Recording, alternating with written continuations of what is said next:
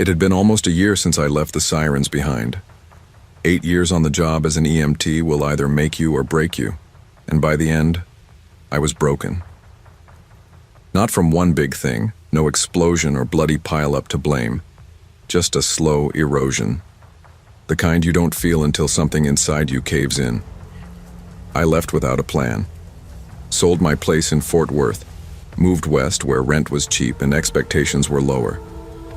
I thought I'd get into vet work, or maybe take a few courses. But mostly I slept too much, drank too much, and thought too much about things I couldn't change. Then came the job at Quick Fast, a 24-hour gas station off Route 179, about 10 miles outside Weatherford. It wasn't glamorous, but it paid just enough and kept me busy on the night shift. My kind of hours, no rush, no people screaming, and nothing bleeding on my boots. The only other person on nights was Russell, a middle-aged guy with bad knees and a boxy frame who walked like his joints were full of gravel.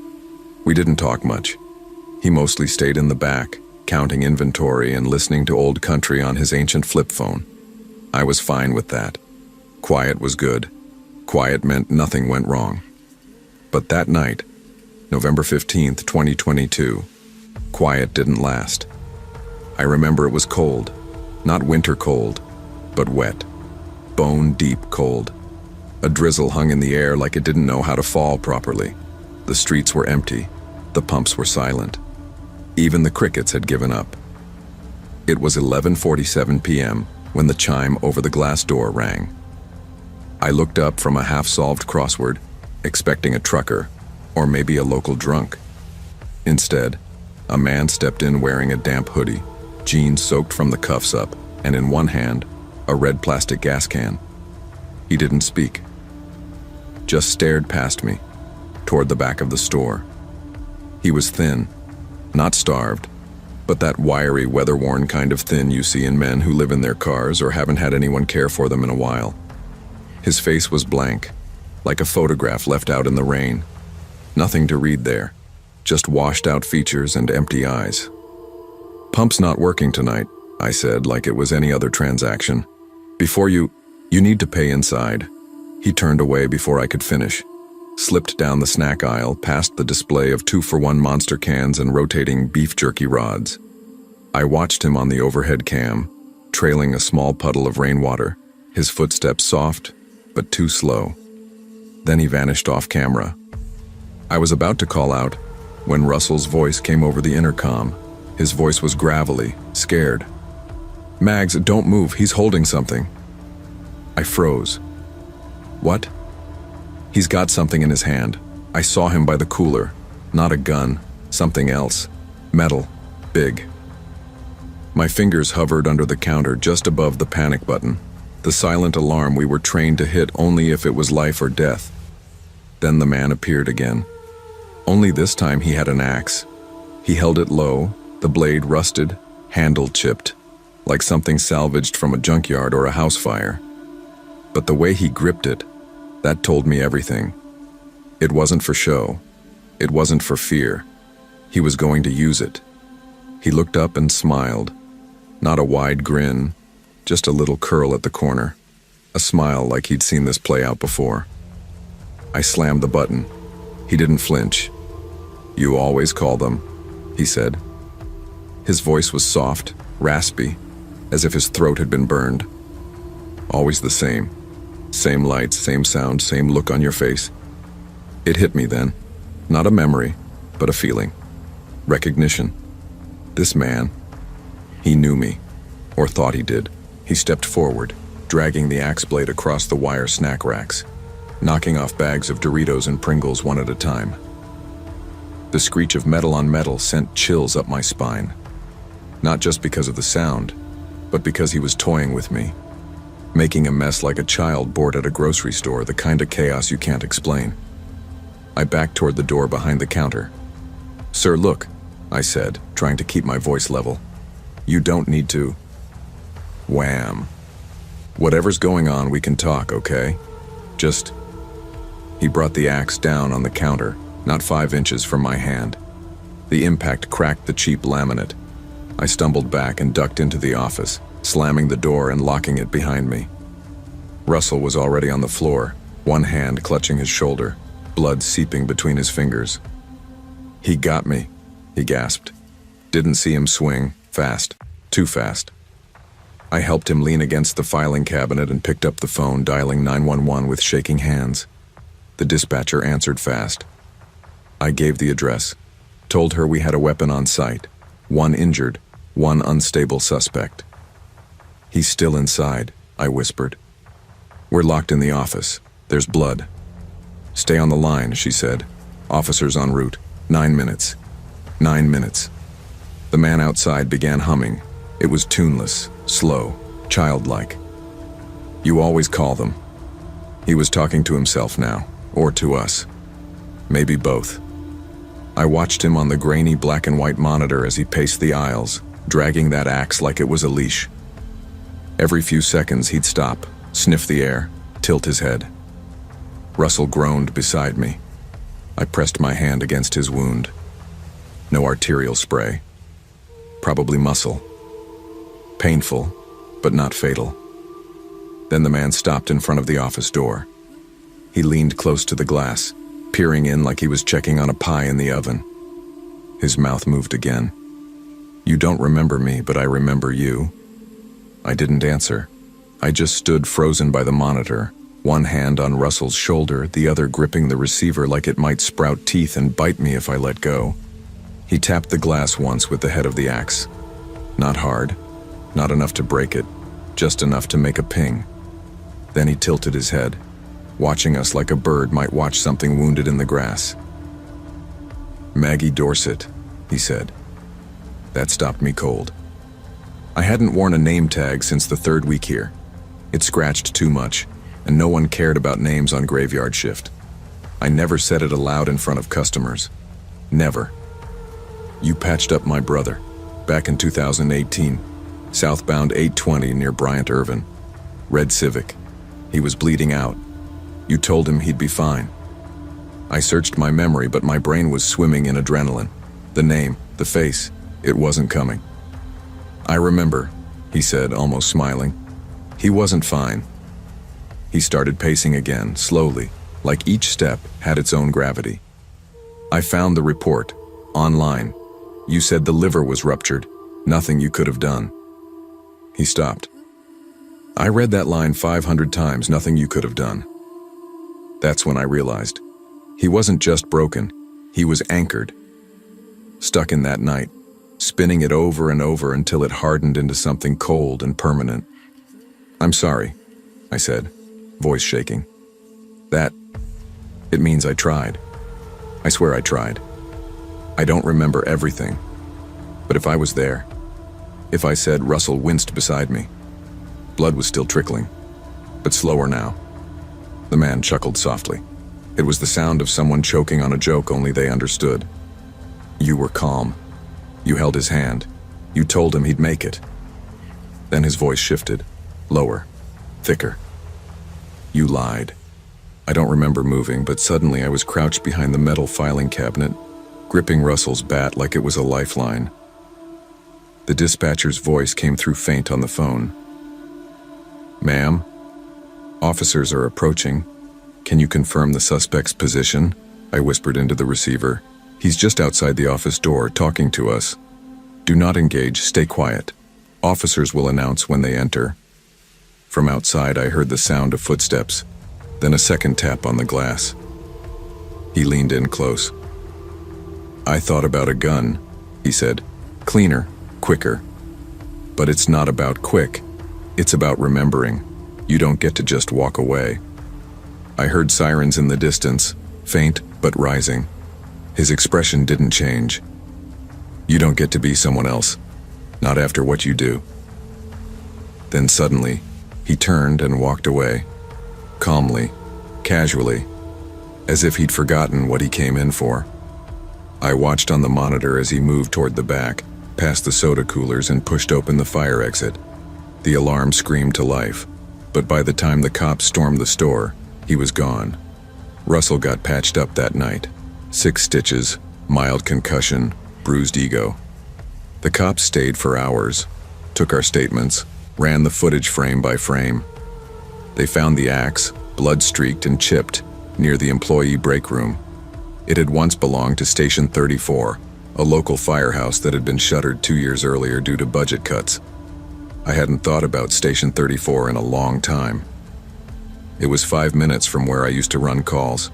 I'd parked there more times than I could count, ate stale donuts in their kitchen, cried once in their laundry room after a failed pediatric run. It was where I got my first real exposure to death, to hopeless cases. I asked one of the officers if they'd identified the man. He shook his head. A go. No prints. No ID. Nothing matching in the system. The axe was reported missing 6 months. Russell didn't ask for more shifts after that.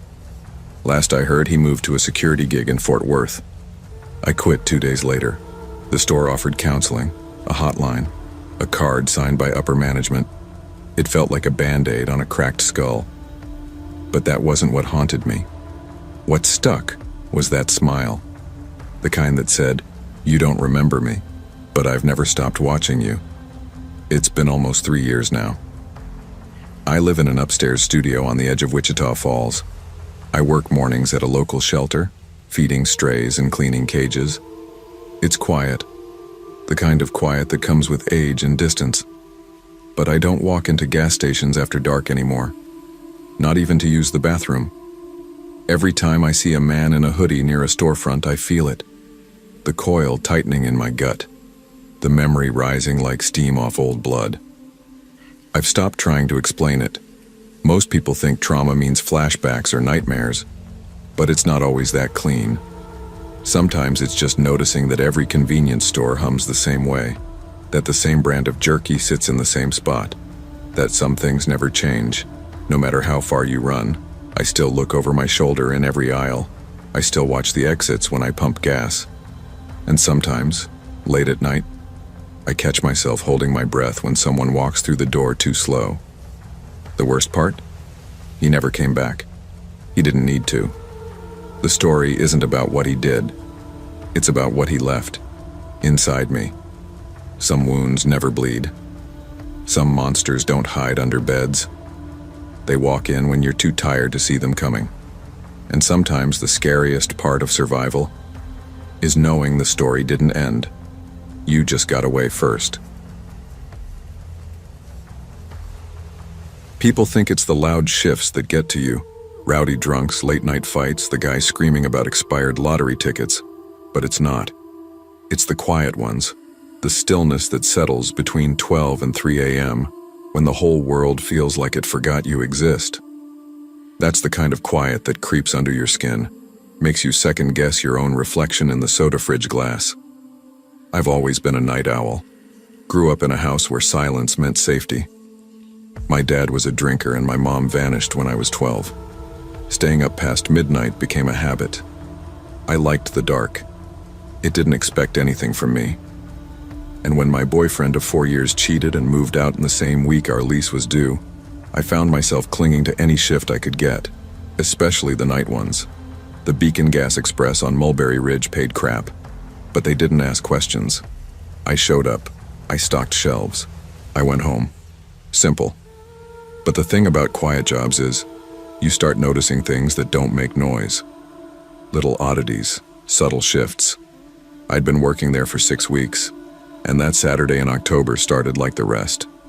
Too many energy drinks in the cooler, no working camera outside, and one flickering pump light that always made me feel like someone was standing just out of view. It was around 12:22 a.m. when the door chime went off. I looked up from my crossword. A man stepped in, tall, late 40s, salt and pepper hair, clean-shaven like he stepped out of a cologne ad.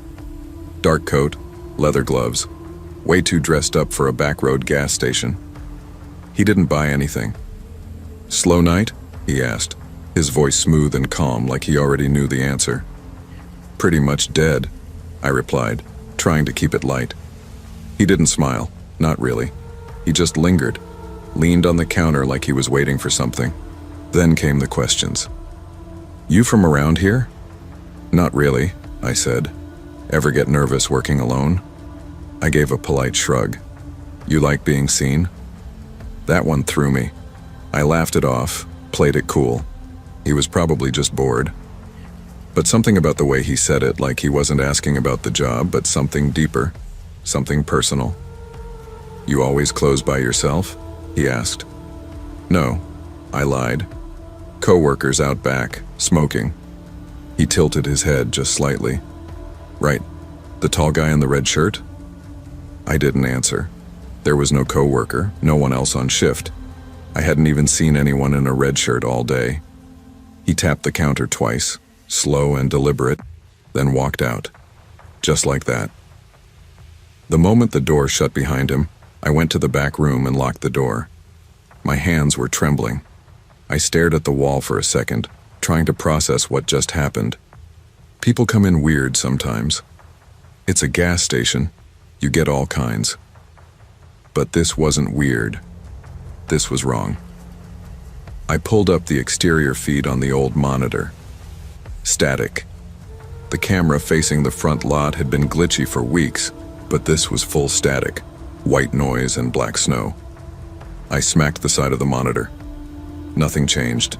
A few minutes passed. I started to calm down. Maybe he was just some lonely guy looking for someone to mess with. Maybe it was a test. See if I'd spook easy. But I couldn't shake that feeling in my gut. Not fear. Something worse. Recognition. Like I'd seen him before but couldn't place it. A face from a dream. Or maybe a warning.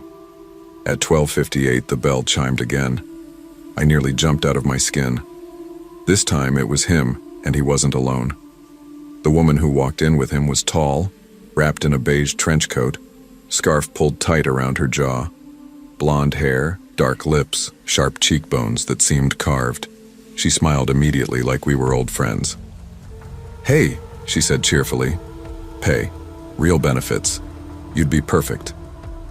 We're actually hiring for a new media startup. Remote work." "Great." I blinked. "I'm not really looking right now." She leaned in, still smiling. "Show you the site.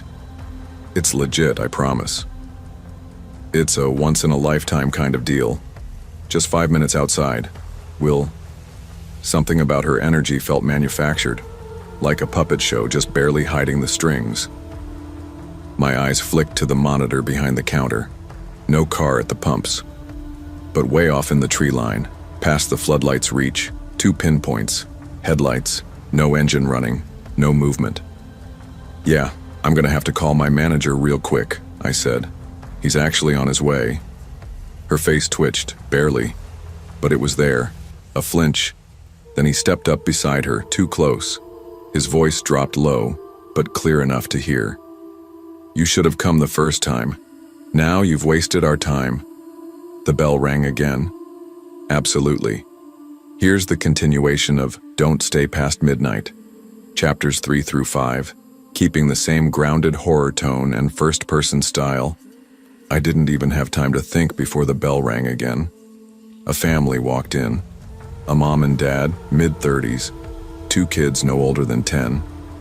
The kids darted toward the candy racks like they'd just been released from a cage. It broke the tension so fast it felt like a hallucination. The woman in the scarf straightened up. Her voice flipped back to cheerful in a heartbeat. "Have a good night," she said lightly. And then they were gone. No goodbyes, no glances, just 2 silent shadows slipping out the door and disappearing into the dark. I stood frozen behind the counter while the family shopped. I didn't say a word. When they finally left, I locked the front door behind them, even though we weren't supposed to, and slid the chain across for good measure.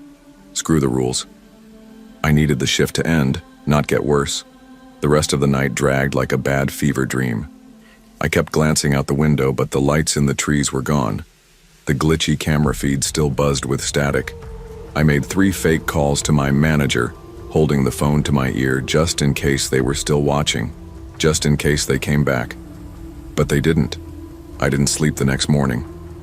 I lay on my couch, blinds closed, TV muted, playing that moment over and over in my head.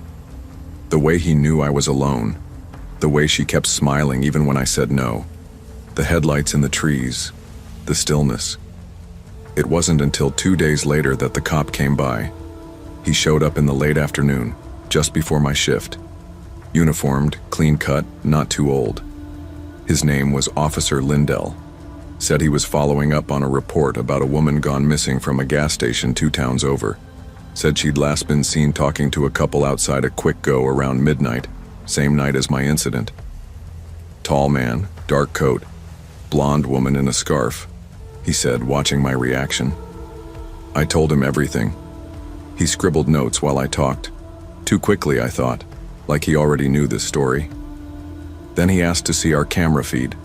I brought him back and showed him the monitor, now working fine, of course.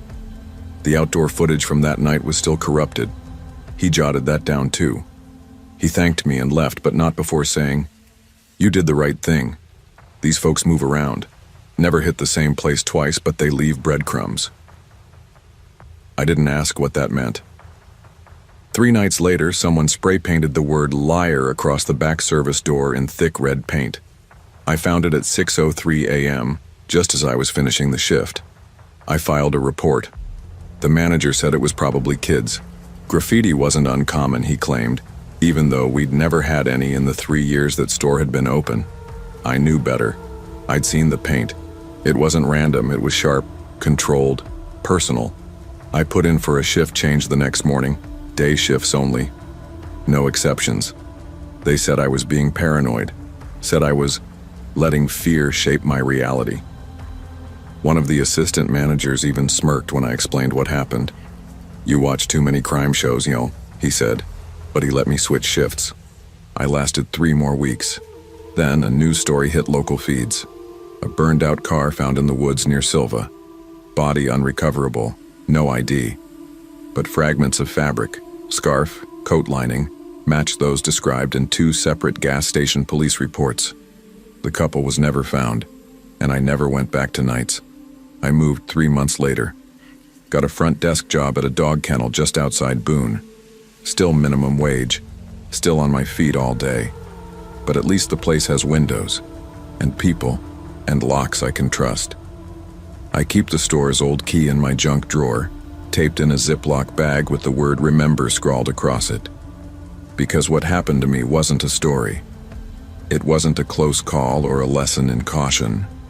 It was a pattern that almost claimed me, that still haunts empty places, that waits in dark tree lines and broken cameras and flickering lights above Pump 4. Sometimes I wonder how many of us they talked to before they found someone who said yes. How many of us were just lucky, and how many never got to quit. If something feels off, it probably is. Trust the gut instinct, the invisible alarm, the unease in your bones. The world doesn't always scream its dangers. Sometimes it whispers them, hoping you'll ignore the sound. Don't. I've always believed places hold memory, not just the kind etched into buildings or road signs, but the kind that clings to the air. Ridgeway was one of those places, the kind that doesn't want to be remembered but doesn't let you forget. I'd been 3 weeks on the road. No plan, just a cheap rental and a half-finished article that no one had asked for. I was writing about dying towns, the quiet spaces between exits, places you blink through without ever stopping. I guess I wasn't looking for a story. I was looking to disappear into one. By the time I pulled off Old Timber Road, snow had started to drift sideways across the windshield like loose static. Ridgeway fuel stop looked like a mirage. The red paint had curled back from its wooden frame. One light flickered above the front door, barely illuminating the cracked concrete beneath it. I was running on empty, gas and willpower both. Inside, the place smelled faintly of coffee and old oil. There was no music, no news radio, just silence and the low hum of a chest freezer near the back. Behind the counter sat a young woman, maybe mid-20s, with pale skin and messy blonde hair tied in a low knot. She didn't look up when I came in, just flipped a page of her paperback and nodded in my direction. I grabbed a bag of jerky, 2 bottled waters, and poured a black coffee from the thermal pot that looked older than I was. I was halfway to the counter when the door creaked open behind me. 2 men stepped in, both in hunting camo. Big boots, dried mud cracking off as they walked. One was tall, rangy, the other shorter but heavier, like an ex-linebacker. They didn't browse. They didn't look around. They just looked at me. "Out of town?" the taller one asked, like it wasn't a question. I nodded. "Just passing through." He grinned without humor. "Road's about to ice over." "I'll take my chances," I muttered, stepping forward. The woman scanned my items slowly. Her voice was barely above a whisper when she said, "Don't hang around here too long." She didn't meet my eyes. I paid in cash, something I rarely did. The silence followed me out into the cold. That should have been the end of it. It wasn't. The pump didn't work. I slid my card in. Nothing. Tried again. Still nothing. I pressed the screen. It flickered, then died. The nozzle was frozen to the holster like it hadn't been used in weeks. I turned back toward the store. The two hunters were still inside, standing where I left them. But the cashier, she was gone. I stepped inside again. "Hey," I called. "Pump's not working." No answer. The taller man tilted his head. "She's out back." It wasn't the words. It was how he said them, like he'd rehearsed them, like he wasn't even trying to sound convincing. That's when my stomach turned. "She didn't even have a coat," I said, more to myself than them. Neither of them moved. I backed out slowly, hands open. Outside, snow was coming down thicker. I could barely see the tree line anymore. That's when I caught movement. Someone standing along the side of the building, peeking from around the corner. It was her. She waved her hand once, then ducked back out of view. I moved quickly, careful not to run. Rounded the corner. She was pressed up against the brick, breath fogging the air between us. "Here," she whispered. "Don't let them box you in. They're not from..." I looked past her shoulder and saw it. Another truck, no lights, parked low in the snow just beyond the property line. Its license plate was covered in duct tape. Something was very wrong. "What the hell's going on?" I asked. "You don't want to know," she said, backing away. "You hesitate. Just get in your car and go. They'll follow if I didn't wait." I bolted to my car, shoes sliding on the icy lot, fumbled the keys.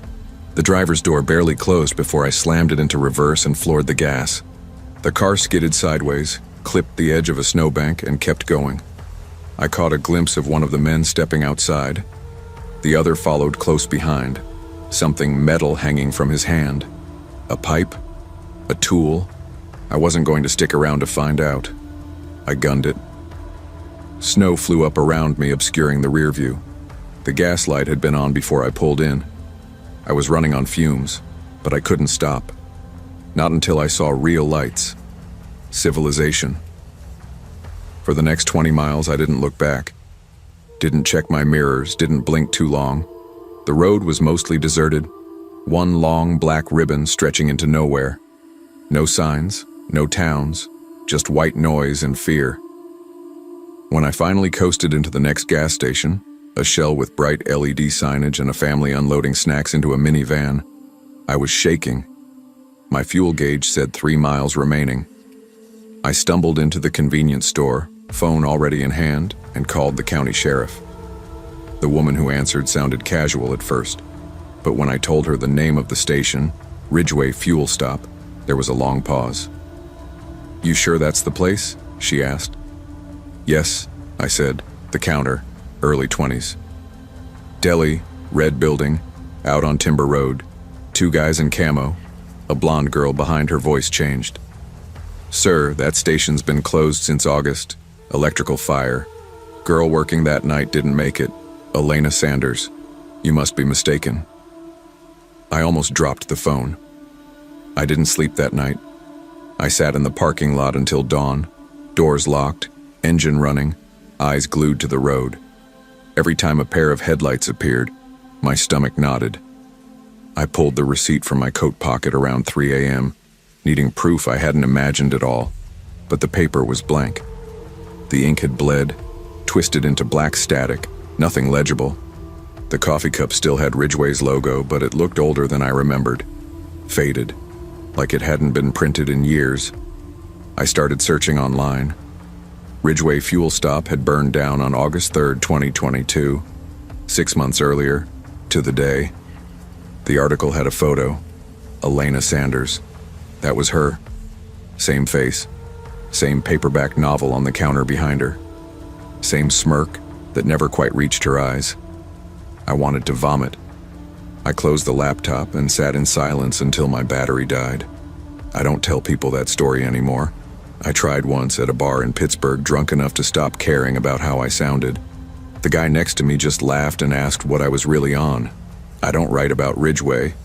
It's the one chapter that never made it into the article. It's the ghost story that clings too close to the skin. The thing is, I've seen places fall apart. Ghost towns, abandoned rest stops, the edges of America where the lights don't stay on anymore. But Ridgway wasn't just forgotten. It was still there, waiting, and something else was waiting inside it. Sometimes I dream about Elena. She's always standing behind the counter, flipping a page, looking up just long enough to whisper something I can't quite hear. I've stopped trying to understand what Ridgway was, or is. Some things don't need to be written down. They just need to be remembered, just long enough to never go back. Some places don't die, they wait. If the road feels too quiet and the air too still, trust your instincts.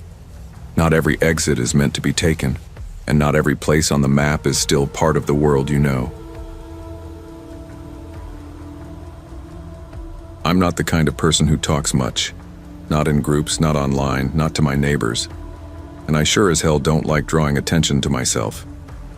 That's partly why I started taking night shifts at Northside Fuel Mart over on Holland Ave, just outside of Erie. Nights are quiet. Nights don't ask much from you. I took the job because I needed something steady. Anxiety kept me from sticking to crowded work environments, restaurants, offices, you name it. But a half-empty gas station past midnight? That I could handle. It was mid-April, still cold enough to see your breath. My coworker Todd had called in with the flu, and our manager all but begged me to cover the graveyard shift. I wasn't thrilled, but I needed the hours. I figured it would be a dead night. Just coffee refills, maybe someone grabbing smokes. Nothing unusual. The rain had let up around 2 a.m., and the station was glowing like a washed-out photograph. Fluorescent bulbs overhead, puddles reflecting the harsh white light, a vending machine buzzing softly by the ice chest. I was behind the counter reorganizing the cigarette shelf, half watching an old crime documentary on the tiny TV mounted above the fridge when I noticed the headlights roll in. A white pickup truck, mid-2000s Ford maybe, pulled up to pump 6. It didn't start fueling. At first I thought the guy might have forgotten his wallet or was checking something in the truck bed, but he didn't move. After a full minute, he stepped out and stood next to the pump. No phone in his hand, no urgency, just standing, looking. I waited, thinking maybe he'd come inside to pay cash or ask for help, but he didn't. 5 minutes passed, then 10. The guy just stood there under the pump light, face shadowed by the brim of his hat and the hood of his black jacket. His hands were shoved deep in his pockets. He was facing the station but not moving toward it, not even shifting his weight. I pressed the intercom button. "Hey sir, need help out there?" Nothing, not even a twitch. Then, he started to walk in slow circles around the pump. Deliberate, like he was pacing something out. He didn't look at the price display, didn't even glance at the pump handle. Just walked that loop again and again. That's when I started to get the feeling. You know the one. When your gut tightens for no good reason and your brain whispers that something's not right, even if you can't say what. Then he looked up at the security camera directly above the pump and smiled. Not the kind of smile you give when someone holds a door open. No warmth. No friendliness.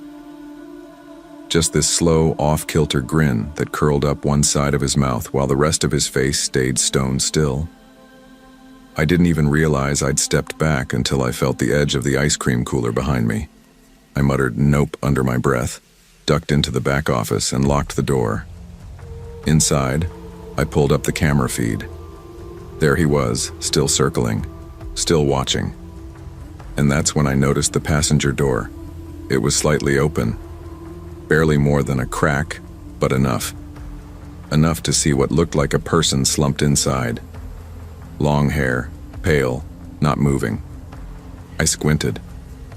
Could have been a woman, could have been a mannequin, could have been dead for all I knew. The power flickered then, just once. Just enough to make the screens blink out and come back.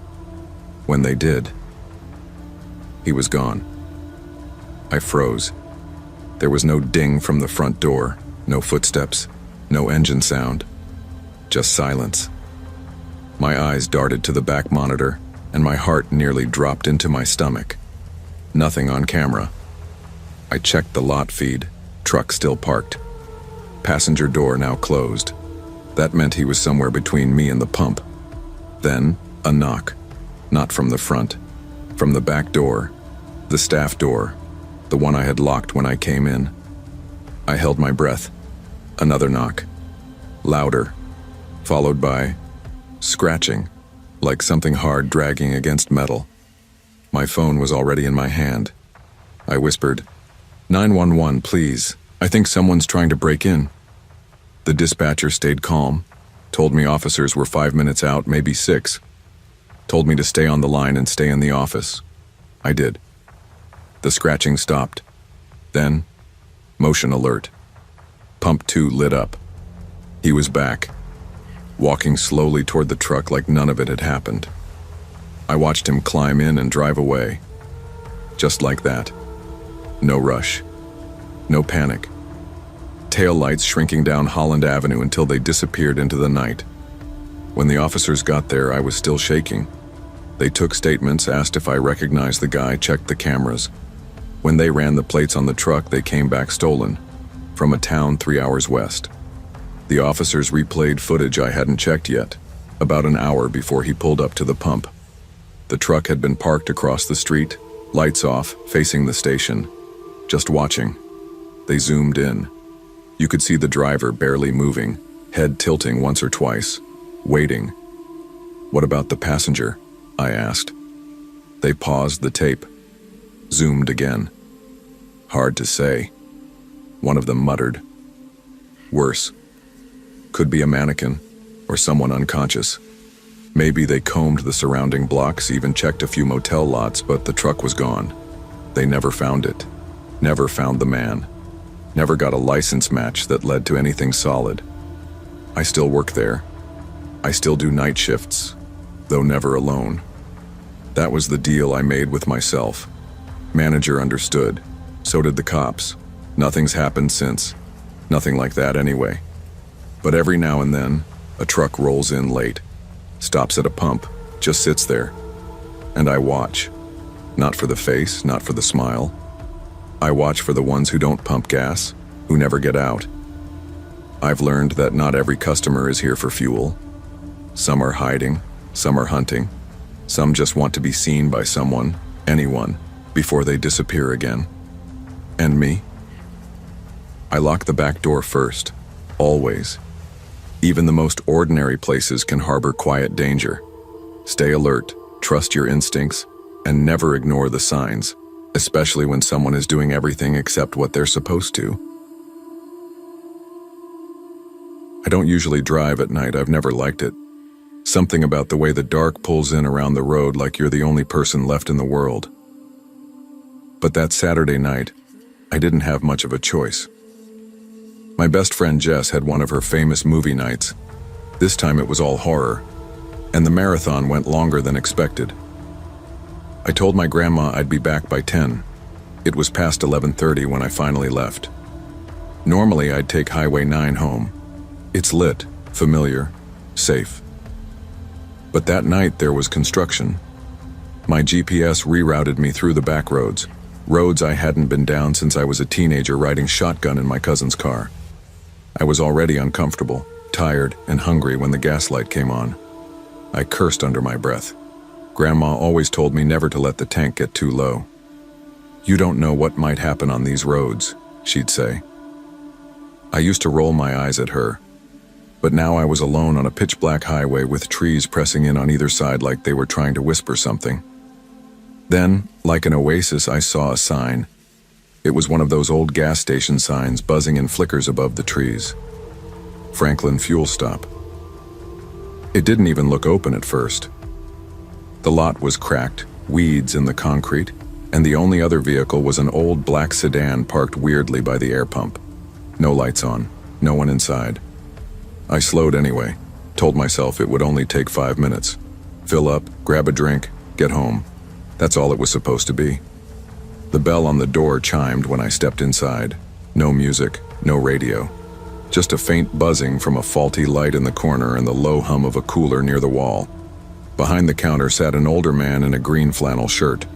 Looked like he hadn't shaved in a few days. He was working on a crossword puzzle, pencil tapping the edge of the counter. I gave a soft, "Hi," and he barely glanced up. The place smelled like old floor cleaner and stale coffee. One soda fridge, one shelf of snacks. No hot food, no Slurpee machine. I grabbed a bottle of Dr. Pepper and a granola bar. As I paid, I asked, "Pump still working?" The man looked up slowly like I'd asked him for his social security number. Pump. Cash only, though. "Yeah," he said. I nodded, handed him a 10, and stepped back outside. The night air hit different. Heavy. The kind of heavy you only notice when you realize how alone you are. I turned toward my car and froze. The black sedan's driver door was open. No one had walked past me, no footsteps, no sound. The door had been closed when I walked in. My hand tightened around my keys. I moved fast, popped my gas tank, and started pumping. My eyes kept flicking around the lot, scanning the shadows. That's when I heard him. "You from around here?" He wasn't there a second ago. Now he was standing maybe 10 feet away. Tall, dressed in dark jeans and a zip-up jacket pulled all the way to his chin. Ball cap low over his face. I didn't hear him approach. No crunch of gravel. Nothing. I cleared my throat. "Just passing through," I said. Tried to sound bored, not scared. He tilted his head. "Out here alone." "These roads?" he said, voice low and even. "Not safe. Girls shouldn't stop. I won't be long." "You don't look like you're in a rush." The pump clicked. I nearly cried from relief. I yanked the handle, shoved it back into the cradle, and turned to face him. He was closer now, a little too close. "You waiting on someone?" he asked. "No." "You sure?" I took one step back, angled toward my car. "Yeah, sure." My phone was still inside, my purse too. I kept my keys tight in my fist. I glanced toward the station window. The clerk was gone. The lights inside flickered just once and the front went dark. My breath caught in my throat. Then I saw it. My passenger door was cracked open. I hadn't opened it. "Back off," I said. Louder this time. My voice sounded higher than I wanted. The man didn't move. Then the sedan headlights flicked on behind him. Somebody was sitting in the front seat, watching. That's when I moved. I didn't think. I dove into the driver's seat, slammed the door shut, and locked it all in one motion. I reversed fast, tires squealing, nearly clipping the rusted mailbox by the exit. My heart was in my ears. My hands were shaking so hard the wheel rattled. I didn't look back. Not until I hit the 2-lane stretch that curved toward the state road. Still no headlights in my mirror. I didn't stop driving until I saw the lit sign of a Dollar General 12 miles down. I pulled in, jumped out of the car, and ran inside. The poor kid behind the counter looked terrified when I begged him to call the cops. 20 minutes later, an officer showed up. I told him everything. He listened, asked questions, took down my information. He called for another unit and said they'd go check out the station. He came back 30 minutes after that, shaking his head. "Ma'am," he said, "Franklin Fuel Stop's been shut down for months. No working permits, no utilities. It's been off the grid since April. You didn't walk into a gas station. You walked into a building someone's squatting in." I asked about the sedan. The man, the napkin in the door. They didn't find the car. The building was dark, empty, no clerk, no puzzle book, nothing, no surveillance, no trace. They told me I was lucky, said I probably scared them off. I wasn't so sure. I didn't sleep that night. Even after I got home, locked every door, turned on every light, I couldn't shake the feeling that I'd missed something, that I hadn't fully escaped it. In the morning, after I'd finally dozed off for an hour or two, I went back outside to check my car. Part of me needed proof, needed to see that I hadn't imagined it all. That's when I saw the napkin, folded neatly, tucked into the side pocket of my passenger door. I didn't put it there. No one I know would have. I unfolded it slowly, stomach turning. In uneven handwriting it said, "You left the back unlocked." I stood in my driveway, staring at it for what felt like forever. I still have it, in a drawer. I couldn't bring myself to throw it away. I don't know why.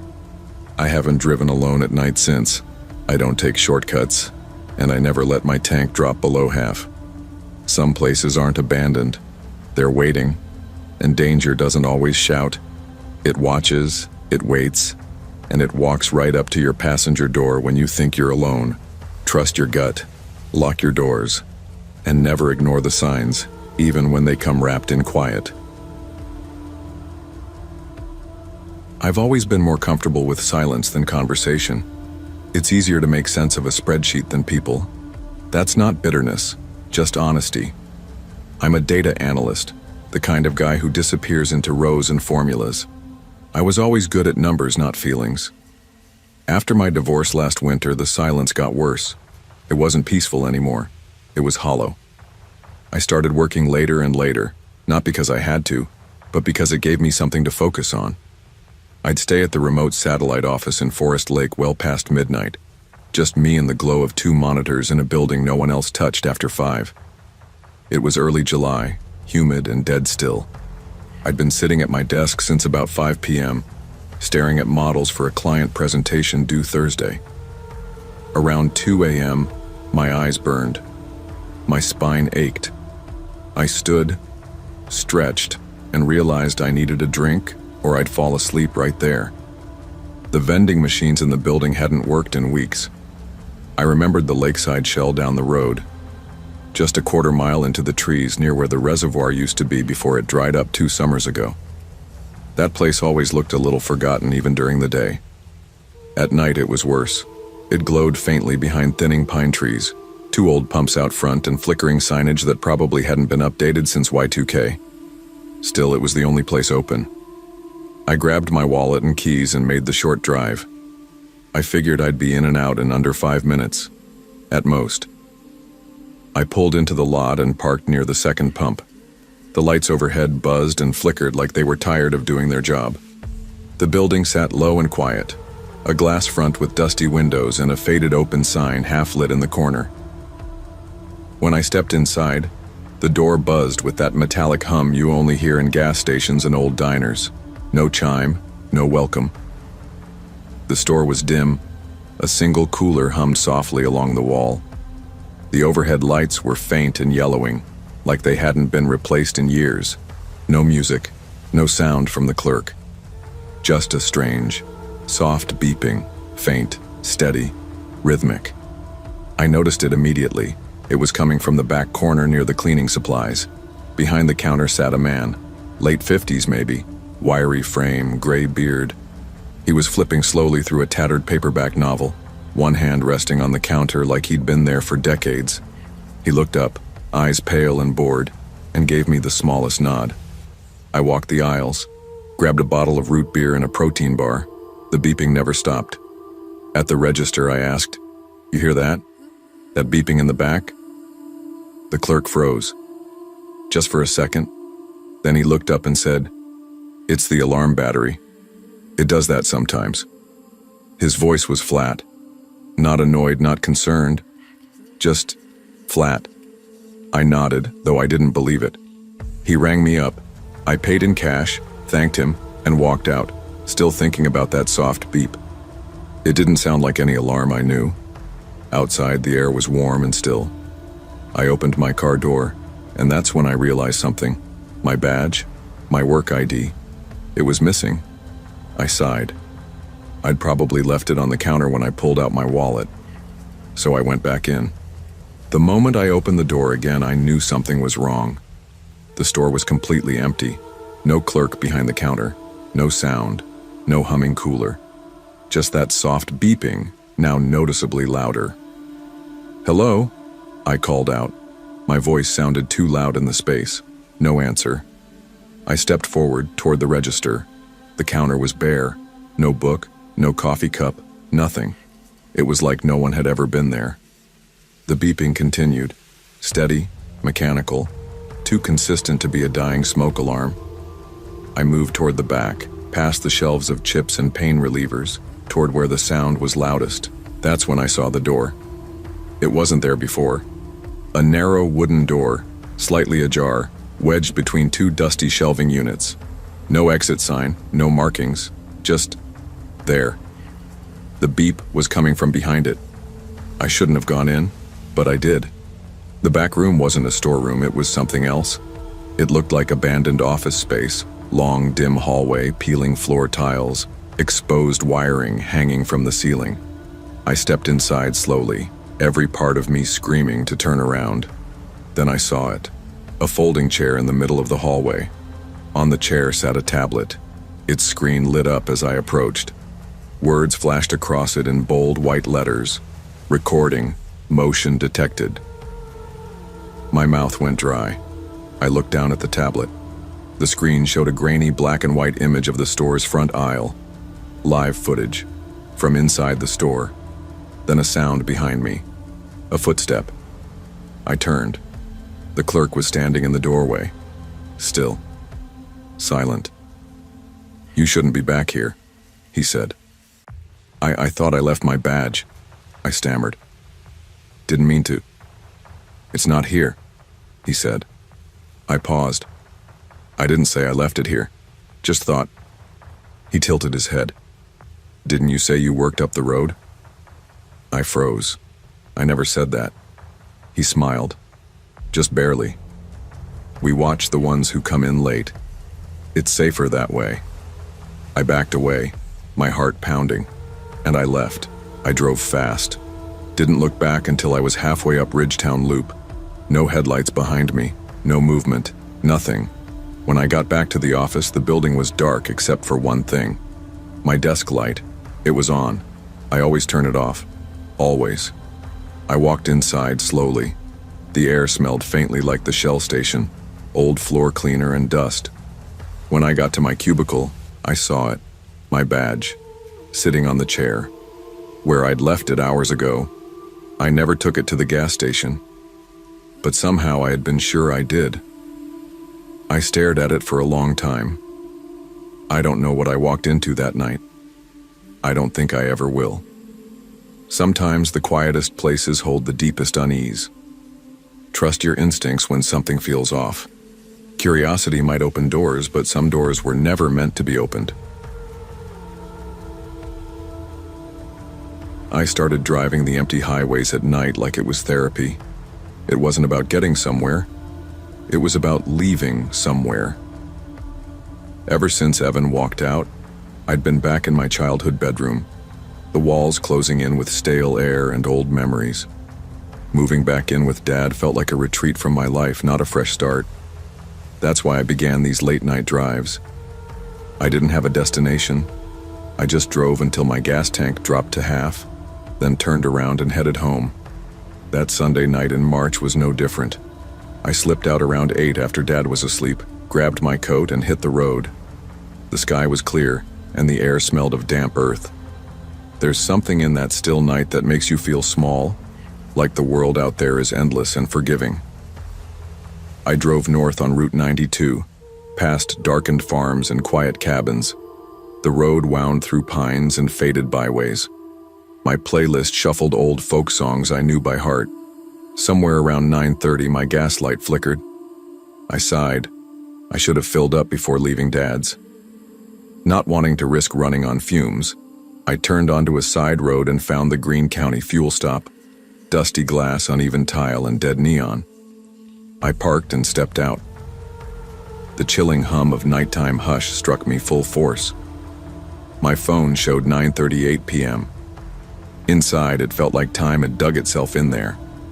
The bell over the door jingled weakly, and the only employee was a pale kid in a hoodie, one earbud still in. The aisles were stacked with week-old sandwiches, dusty candy, packets of gum. I walked to the cooler for a soda I didn't need. I wasn't thirsty. I just wanted a reason to stay outside the house. That's when I noticed him. A man maybe mid-40s, tall and stiff, in a faded army jacket. He walked with a limp, favoring one side. I watched him drift through the aisles, never picking anything, like a ghost in half-memory. He seemed lost, but intentional. He paused in front of the hot dog roller, centered in the store. He just stared.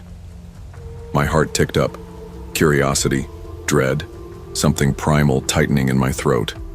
I finished my soda, paid. The kid gave me a sideways look and said, "Don't let that guy bother you," and stepped outside. I didn't know why I didn't just leave. The parking lot was empty except my car and his hulking silhouette by the payphone. I stood next to my door, fidgeting with the keys. He didn't move. Eventually, I caught sight of the watch strapped to his wrist, an old, battered analog with a cracked face. I looked closer. The hands were stuck exactly at 9:38. My breath caught. I glanced at my phone. 9:38 p.m., as steady and precise as that broken watch. I felt cold. My hands trembled as I got inside, gas cap still open. The man didn't glance my way, but I could feel his eyes in my stomach. I slammed the door, locked it, and started pumping. Heart pounding, I tried to steady my breathing. I told myself he was just someone passing through. But his presence felt deliberate, predatory. I watched him. He didn't approach, he just watched, limping, staring, never blinking. And that watch. I finished pumping and threw the nozzle in. The man looked up then, for the first time. His eyes were empty, and oddly knowing. I didn't need to ask what time it was in his head. I jumped in, locked the doors, and floored it out of that lot before the tile cracks had time to register. When I reached the highway again, my heart was still pounding. I replayed the image. Watch frozen at 9:38, limp, empty eyes. Why was he there? Who was he waiting for? My rear view never showed his sedan, but I could feel his presence at my back window sleepwalking along for miles. I didn't sleep that night. Every time I closed my eyes, I saw that limp, shuffling gait and his watch caught in streetlight. Dad checked in at 2 a.m., knocking gently to ask about my shout when I locked myself in the bathroom. "I'm fine, Dad," I whispered, not trusting my voice. He left with that slow groan of someone too old to argue late-night sets. I lay there in the dark, staring at the ceiling, mind drumming back to that gas station. I didn't know what bothered me more, his watch stuck at 9:38, or how he stood by that phone that hadn't worked in years. By dawn, sunlight felt obscene. I forced myself up, had coffee with Dad, didn't speak of the night. I threw on clean clothes and headed to a coffee shop, hoping daylight would unravel the knots. But shadows lengthened in my mind even as the sun climbed. That night, Dad woke me around 2. He was holding my phone like someone holding a grenade. "There's a voicemail," he said softly. I shook. I had no voice. I grabbed it, thumb hovering. The timestamp, 9:38 p.m. I punched play. First, crackling static. Then, quick, ragged breaths. Then a low, warped whisper. "You shouldn't watch the time so closely. It's watching you back." My skin curdled. Dad let me sit there, eyes wide, heart pounding. Is that from last night?" I choked. "It's from 9:38, he said. I burst into tears, the weight of it flooding everything. The watch, the limp, the voicemail. It wasn't a prank. It was someone watching me. Someone who synced with that warped hour. I haven't driven down Route 92 at night since. I still feel his gaze behind my eyes. The clock on the stove. It stays clean now. I refuse to glance when it passes 9:38 p.m. Moments feel like traps. I never dial a voicemail. I don't leave the lights off after dark. Dad and I joke I've flipped my life upside down because of one watch, a man in a filthy jacket, and some warped message. Part of me wonders if I made it all up. But when your phone shows voicemail 9:38 p.m. and your gut says something unnamed just walked right into your veins, you know. I learned something sharp in that moment. Sometimes aren't just measurements. Some hours are crossroads. And some people are waiting in those minutes, ready to show you the hour that never moves. Time is more than numbers on a dial. It can be a trap, a marker, a warning. Pay attention to what holds still in your life, especially when everything else seems to move. Don't ignore that whisper of unease. You never know who's watching when the clock stops. They say when you hit rock bottom, you'll know it. For me, it wasn't the divorce or the detox shakes. It wasn't the night I curled up in the backseat of my Civic with 3 unpaid parking tickets and an eviction notice crumpled in my glove box. No, the real bottom came after I started climbing back up. I was 2 months sober when I took the graveyard shift at Maple Cross Gas Deli on the edge of Columbus. It was the kind of place you didn't notice unless your tank was low and nowhere else was open. 3 pumps. 1 flickering open sign. A deli counter we kept mostly for show. The guy before me quit mid-shift after someone threw up in the beer cooler and didn't apologize. I figured I could handle it. I parked my car behind the dumpster where the cameras couldn't see. Slept there most nights. Told my manager I was staying with a cousin out in Groveport. He didn't ask questions, and I didn't offer answers. All I had to do was keep the coffee hot, restock the jerky shelf, and not fall apart before sunrise. Easy enough. But then came pump 3. At first, I thought nothing of it. A white SUV pulled up around 2 a.m. Early April, still cold enough to see your breath, but warm enough for idiots to start driving around barefoot again. The SUV didn't gas up, didn't idle for long, just sat there, lights on, engine purring like a dog waiting at the door. I gave it maybe 10 minutes before shrugging it off. Maybe he was checking GPS, maybe texting someone. You learn not to ask too many questions in this line of work. People want gas, smokes, and silence. But the next night he came back. Same time, same pump, same nothing. By the 5th time, my gut started knotting up the second those headlights painted across the windows, and it was always pump 3.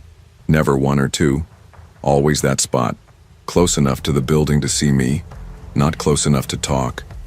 I told myself I was being dramatic.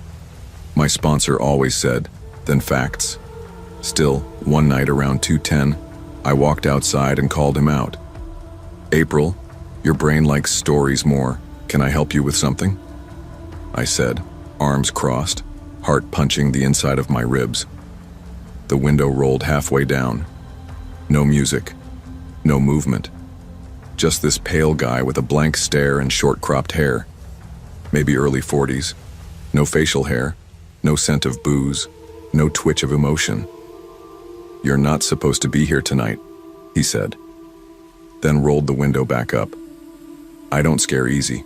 Not anymore. But that night I went back inside and locked the door. I watched the cameras until sunrise. I didn't breathe easy until the sun scraped over the tree line. When I told my manager the next day, he shrugged. Maybe he's waiting for someone, he said. Maybe he's lost. Weirdos pass through here all the time.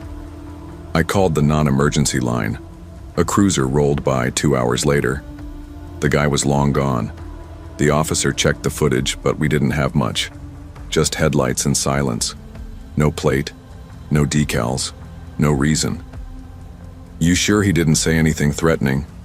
The cop asked, hand resting on his belt like that made him smarter.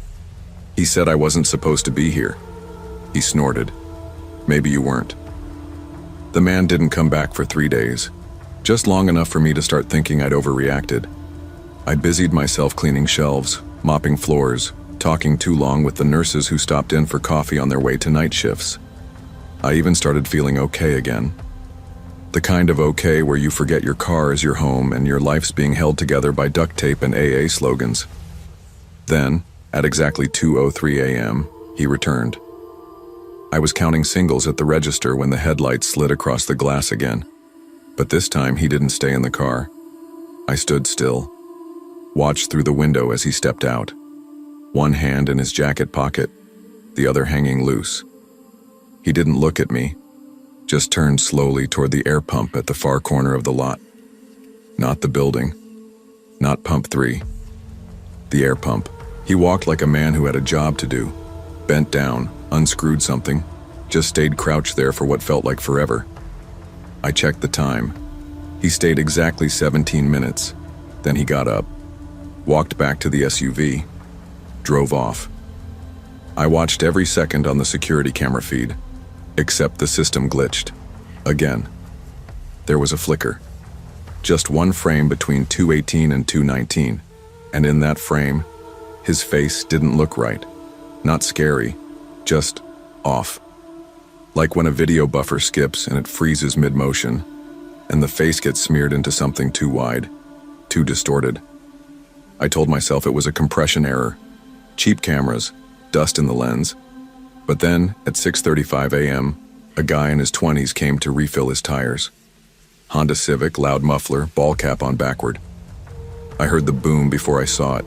Tire burst, screamed like a damn cannon. The guy dropped. I ran out, phone already dialing 911. His hand, his entire left palm, was shredded. Blood streaked across the blacktop like red chalk. At the hospital, they said he'd lose 2 fingers. Later that day, I checked the pump myself.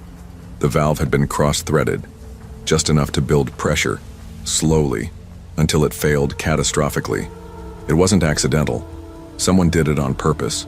The police came, took a report, asked me if I'd seen anyone tampering with the equipment. I showed them the glitchy footage. They said it looked tampered with. They didn't mean the air valve, they meant the video. I tried to argue, told them it was just a bad frame, showed them the timestamps. They didn't care. "You work alone at night," one officer said. "Sleep deprivation can play tricks on the mind." The next night I found the sticky note.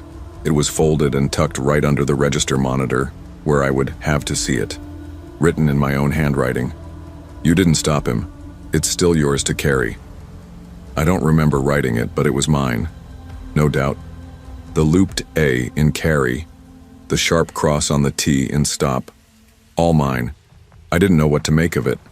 I checked the cameras again. There was no pump 3. The label on the feed had changed. I hadn't updated anything. Nobody else had access to the system. But there it was, plain as day. April, repeating. I started unraveling. Didn't drink. Didn't touch a pill. But something in me cracked open like a hairline fracture in glass, finally giving way. I was afraid to sleep. Every time I closed my eyes, I heard the hiss of leaking air. Saw that distorted face. Woke up gasping in the front seat of my Civic, drenched in sweat, the smell of deli meats and bleach clinging to my coat. I called my sponsor, left a voicemail. Didn't say much, just that I was scared and tired and didn't know what was real anymore. No callback. I tried quitting the job, but I couldn't afford to walk away. I needed the paycheck. I needed the parking lot. I needed the illusion that I was still part of something normal. 3 nights later, I sat behind the counter watching the door. I didn't blink. I didn't look away. At 2:03 a.m., nothing happened. No SUV, no headlights. But the pump feed flickered. And then, I swear to God, the display changed again. April, watching. I lasted 4 more days. Then I put in my notice, packed up my stuff and drove.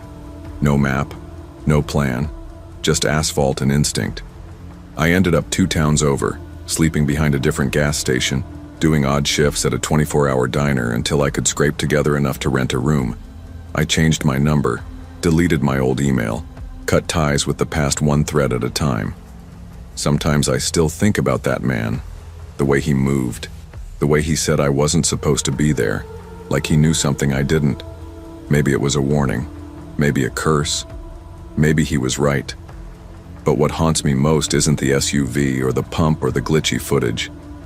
It's the feeling that I'm still carrying it, whatever it was. Every time I pass an air pump, I slow down. Every time I work alone at night, I check for sticky notes. And every time I see my reflection, I wonder if it's still me. The quietest traumas are the ones we're told not to believe. The scariest things aren't monsters. They're the moments when reality slips, when we realize no one else is watching, and we're left holding something we never asked for. Pain, responsibility, memory. Some burdens aren't yours to carry forever, but you'll still carry them until you choose to set them down. I used to love the quiet. The graveyard shift at Sunoco wasn't glamorous, but it was mine. Just me, an empty parking lot, and a beat-up radio tuned to old detective dramas no one under 30 remembered. I stocked shelves, counted scratch-offs, and sipped gas station coffee that always tasted a little like burnt toast. I liked it that way. Familiar. Still. My name's Noah Darby. I'm 26 now, but for a while, I felt stuck at 25. That's the age my twin brother Nate died. Car accident on the West Bypass May 3rd last year. Hydroplaned and hit a tree. I was supposed to be with him that night, but I picked up a shift. He always gave me hell for working too much. Now I'd give anything for one more argument. I live in a rented room above the laundromat 2 doors down from the station. It's not much. One window, a hot plate, and a mattress thin enough to see the springs, but it's cheap and close to work. That's all I needed, until last month. It started subtle. April 30th, just past midnight. A customer came in, tall guy with a busted denim jacket and 2 Monster energy drinks in hand. He smiled and said, "Bet I'm your most exciting visitor tonight, huh?" Same dry laugh, same exact pause. Nothing unusual, except he came in again 30 minutes later, wearing the same jacket, holding the same drinks, saying the same line, like a movie looped and nobody told the actors. At first I blamed exhaustion. Sleep's been weird since Nate died. Some nights I'd sit on the floor of my room, watching laundry spin downstairs through the vent. I started journaling every shift, thinking I could catch the patterns. That maybe I was misremembering things. Maybe grief really does play tricks. But then the cameras started reversing themselves. Between 12:10 and 1:10 a.m. every night, the security feeds would stutter. Then for exactly 4 minutes and 14 seconds they'd play backward. Not glitchy, not scrambled, just reverse. Like time itself rewound, neat and clean. When I tried to rewind the footage later, it skipped that window like it never existed. Then came the delivery truck. White van. No markings except for duct tape stretched across the back doors spelling a single word. Again. It pulled in at 12:42 a.m., idled for 6 minutes, then left. No delivery, no log, no driver visible, just engine noise and silence. I called the supplier the next morning, still hoping it was just some weird drop-off mistake. They told me, "We don't run overnight routes anymore, not out there." I didn't argue. I hung up, then I checked the footage again. This time, when I stepped outside to confront the van, I blinked, and I was suddenly back behind the register, watching the van leave on the screen. I never remembered walking back. That was the night I stopped pretending I was fine. After the van incident, I tried to act normal. Stocked the fridge, cleaned the coffee machine, smiled at customers. But I kept seeing things repeat. Not just people, but whole conversations.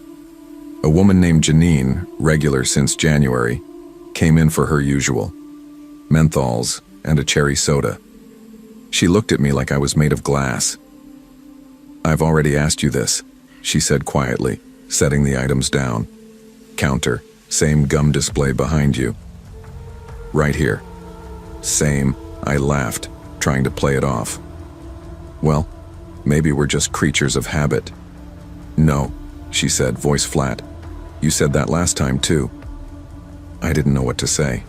She grabbed her change, stared at me, and whispered, "Noah, whatever happened last year, it doesn't think you should have survived. You're stuck." She left without another word. After that, the weirdness got worse. The gas pump alarm started beeping in the middle of the night, single short bursts like someone had lifted the nozzle. But when I looked outside, the pumps were empty. Every time. One night, all the pumps shut off at once. 12:13 a.m., I went outside to check, and the air felt thick like it was pressing down on me. No wind, no sound. Then pump 2 lit up. Beep. Then pump 4. Beep. Pump 7. Beep. Pump 3. Beep. I stared at the numbers and felt my spine go ice cold. It was Nate's birthday. 2473. I don't know how long I stood there, just looking. I finally went back inside and locked the doors. My hands were shaking so bad I knocked over the candy display. The next morning I checked the transaction records. Nothing was logged during that hour, like the store didn't exist. The repetition got tighter. Timestamps on receipts started printing with the wrong date, always 1 year behind. May 2022. I flipped open my logbook and compared notes. The same customers, same sequence, even the same weather. It was like the entire night had been taped over with a copy of itself from last year. Then, one night, the radio slipped into an ad for a pizza place that had closed 8 months ago. I blinked, and the register screen reset itself to the old POS interface we'd replaced last July. The inventory system rebooted. The freezer started humming louder than usual. And that's when I saw him. In the glass door of the freezer aisle, behind the rows of ice cream and TV dinners, I saw Nate, not his body, not a vision, his reflection, waving. His face was covered in frost like he was inside the glass, like he'd been watching this whole time, smiling, not scared, just there. I stumbled back, hit my head on the cooler rack. When I looked again, the glass was fogged, no reflection, nothing. I checked the calendar on the wall behind me. May 3rd, 2022, the day he died. That night broke something in me. I sat behind the counter with the lights off, just watching the monitor, trying to will something else to happen, hoping maybe I could change it, or stop it, or at least understand it. At 12:42 a.m., the van returned. It didn't idle this time. It didn't beep. It just parked. No driver. I walked outside again, slow this time, letting my breath fog in front of me. The back doors were open. Inside, nothing but a mirror. A full-length pane of glass bolted to the frame. I looked in, expecting to see myself. But it was Nate. This time he wasn't smiling. He looked tired. He looked at me and mouthed something. "You weren't supposed to take my place." Then I blinked, and I was back inside. Counter reset. Timestamp 12:03 a.m. I don't work there anymore. I quit 2 weeks ago after my manager found me on the floor of the walk-in cooler, clutching a sticky note I didn't remember writing. It just said, "Stay out of the loop." He told me I was burnt out, said I needed time off, maybe a vacation. I laughed in his face and left. The next day, I found something in my coat pocket. Nate's hospital wristband. Still stained, still warm. I don't know what's real anymore, but I know I lived, and he didn't. And I've been living like I wasn't supposed to.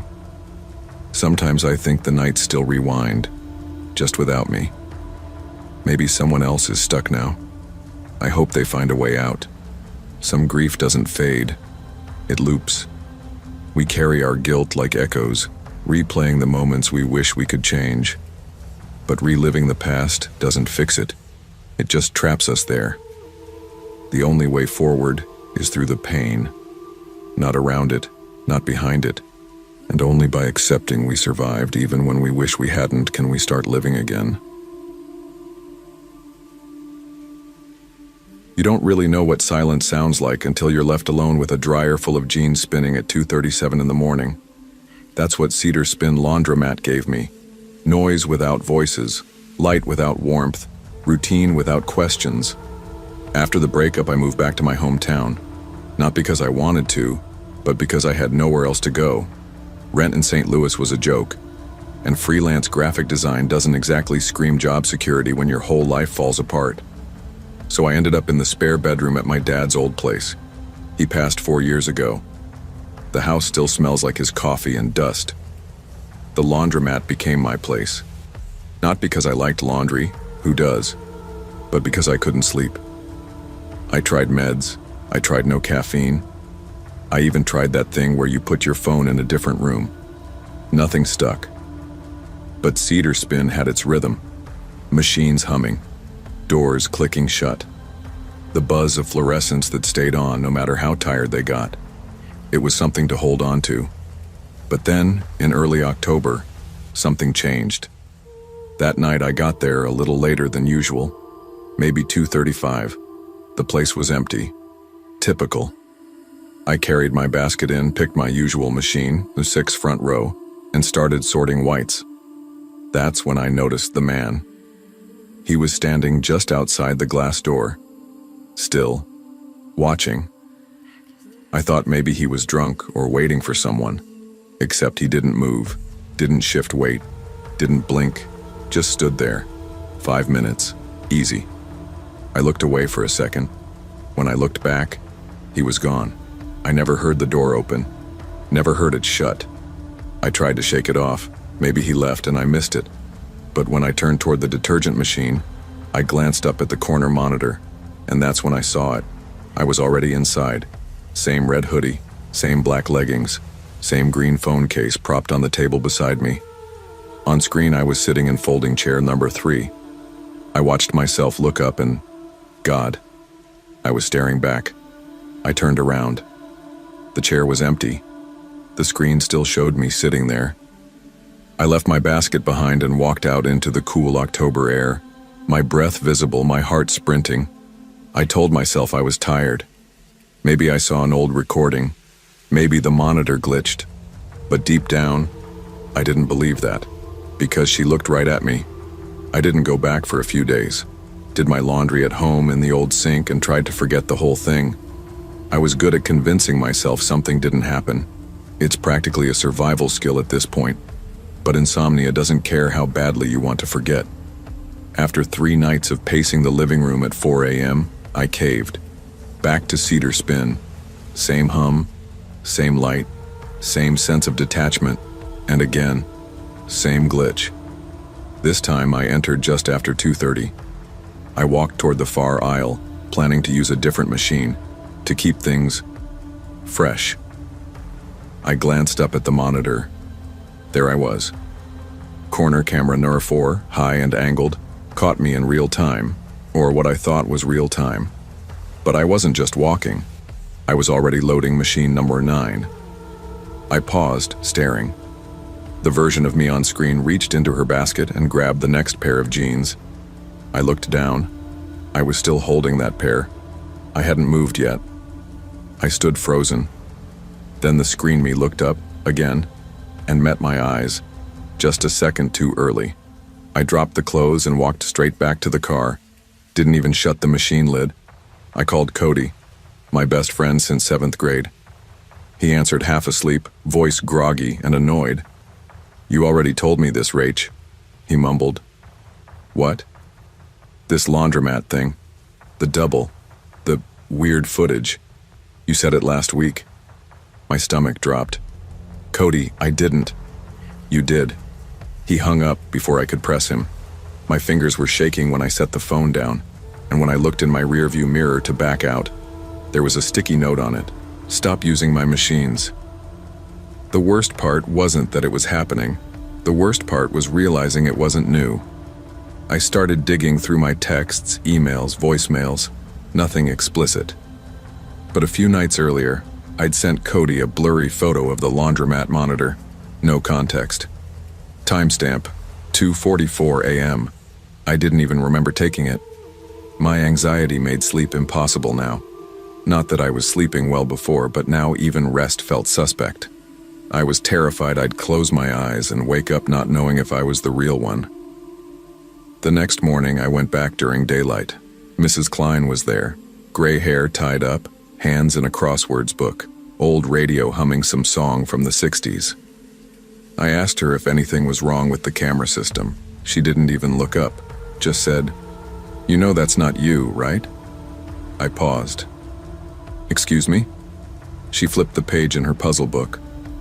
"The woman on the monitor, that's not you. She's been here every night this week." I laughed nervously, hoping she'd laugh back. She didn't. "I'm the only one here at night," I said. "No," she said flatly. You're not. I check the tapes every morning. That girl gets here before you." I left without saying another word. The next night I didn't bring laundry. I brought a camera. I set it to record the corner monitor from table number 2, where I could get the clearest angle. I hit record and sat in chair number 3. At exactly 2:37 a.m., the other me appeared on screen, sitting in the same chair, but already seated. She raised her hand, held up 3 fingers. I blinked. 1 minute later, the real me, raised my hand without thinking.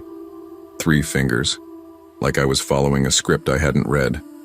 I was spiraling. I stopped leaving the house after dark. I started talking less. Avoided mirrors. Avoided Cody. Started recording voice memos to myself. "This is real. You are here. This is today's date." I'd play them back in the morning just to reassure myself I hadn't split. One night I drove to the laundromat and didn't go in. I just parked, watched through the glass, waited. At 2:34 a.m. the automatic doors opened. No one stepped through. But inside, a load began spinning in machine number 6. It wasn't me. I went in, slow and shaking, expecting something, anything. It was empty, no baskets, no shoes. Just that one machine running a full load halfway through the cycle. Warm. I reached for the handle to stop it, and my reflection in the glass didn't move. It stared at me. Same eyes, same scar on the right cheek. But it didn't follow. Then, slowly, its head tilted, just a beat behind mine. That's when I realized it wasn't copying me. I was copying it. I don't go back to Cedar Spin anymore. I left town 3 days after that last night. Packed my laptop, canceled my freelance contracts, turned off my phone. I rented a cabin outside Hannibal. No security cameras, no mirrors. I tell myself I'm safe here, but I still cover the bathroom mirror with a towel, just in case. I've started dreaming about her. The other me. The one who never left. The one who always got there first. And in the dream, she's folding laundry that isn't mine. Sometimes I think about that sticky note.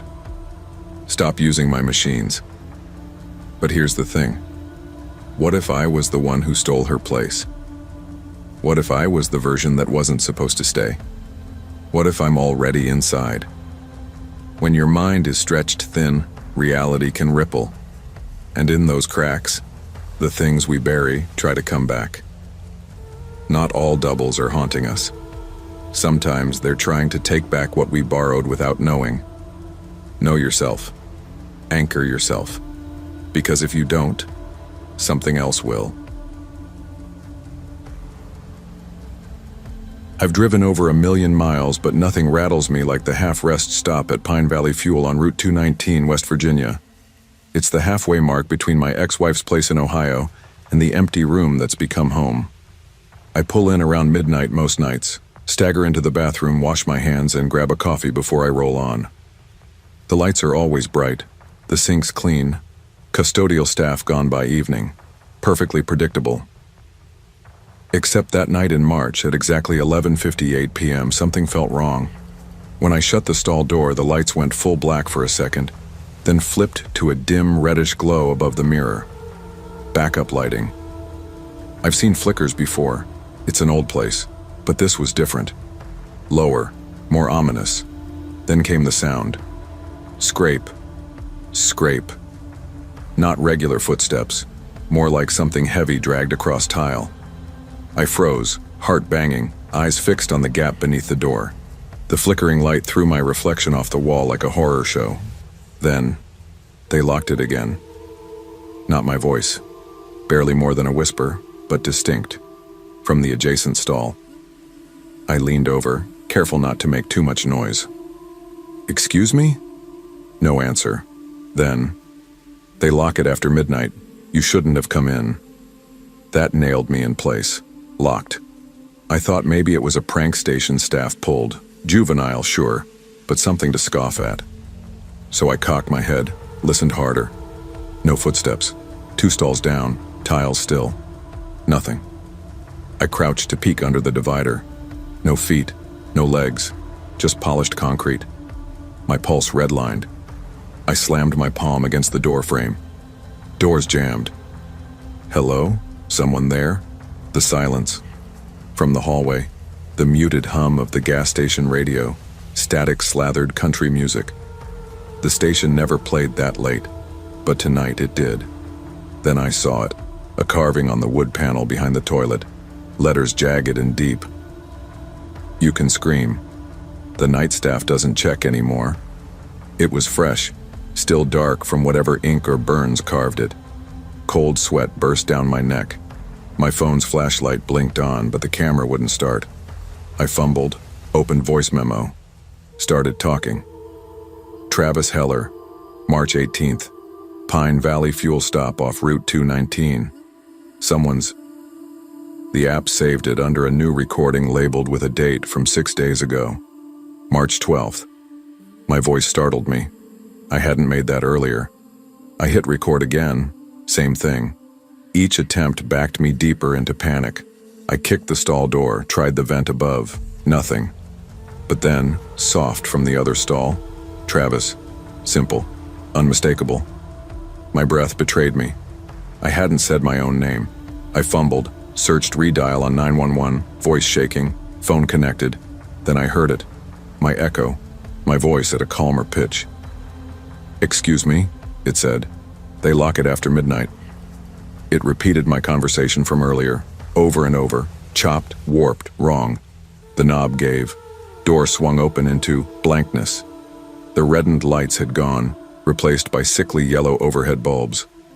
When I stumbled out, heart pounding, the station looked older, as if the past decade peeled off in a single flash. Paint was flat, cracked. Coffee machine behind the counter missing. Even the soda cooler gone. I looked up at the cashier, a woman with silver hair, pale eyes, humming under her breath. Men's room's broken, she said without looking. No warmth. What? I croaked.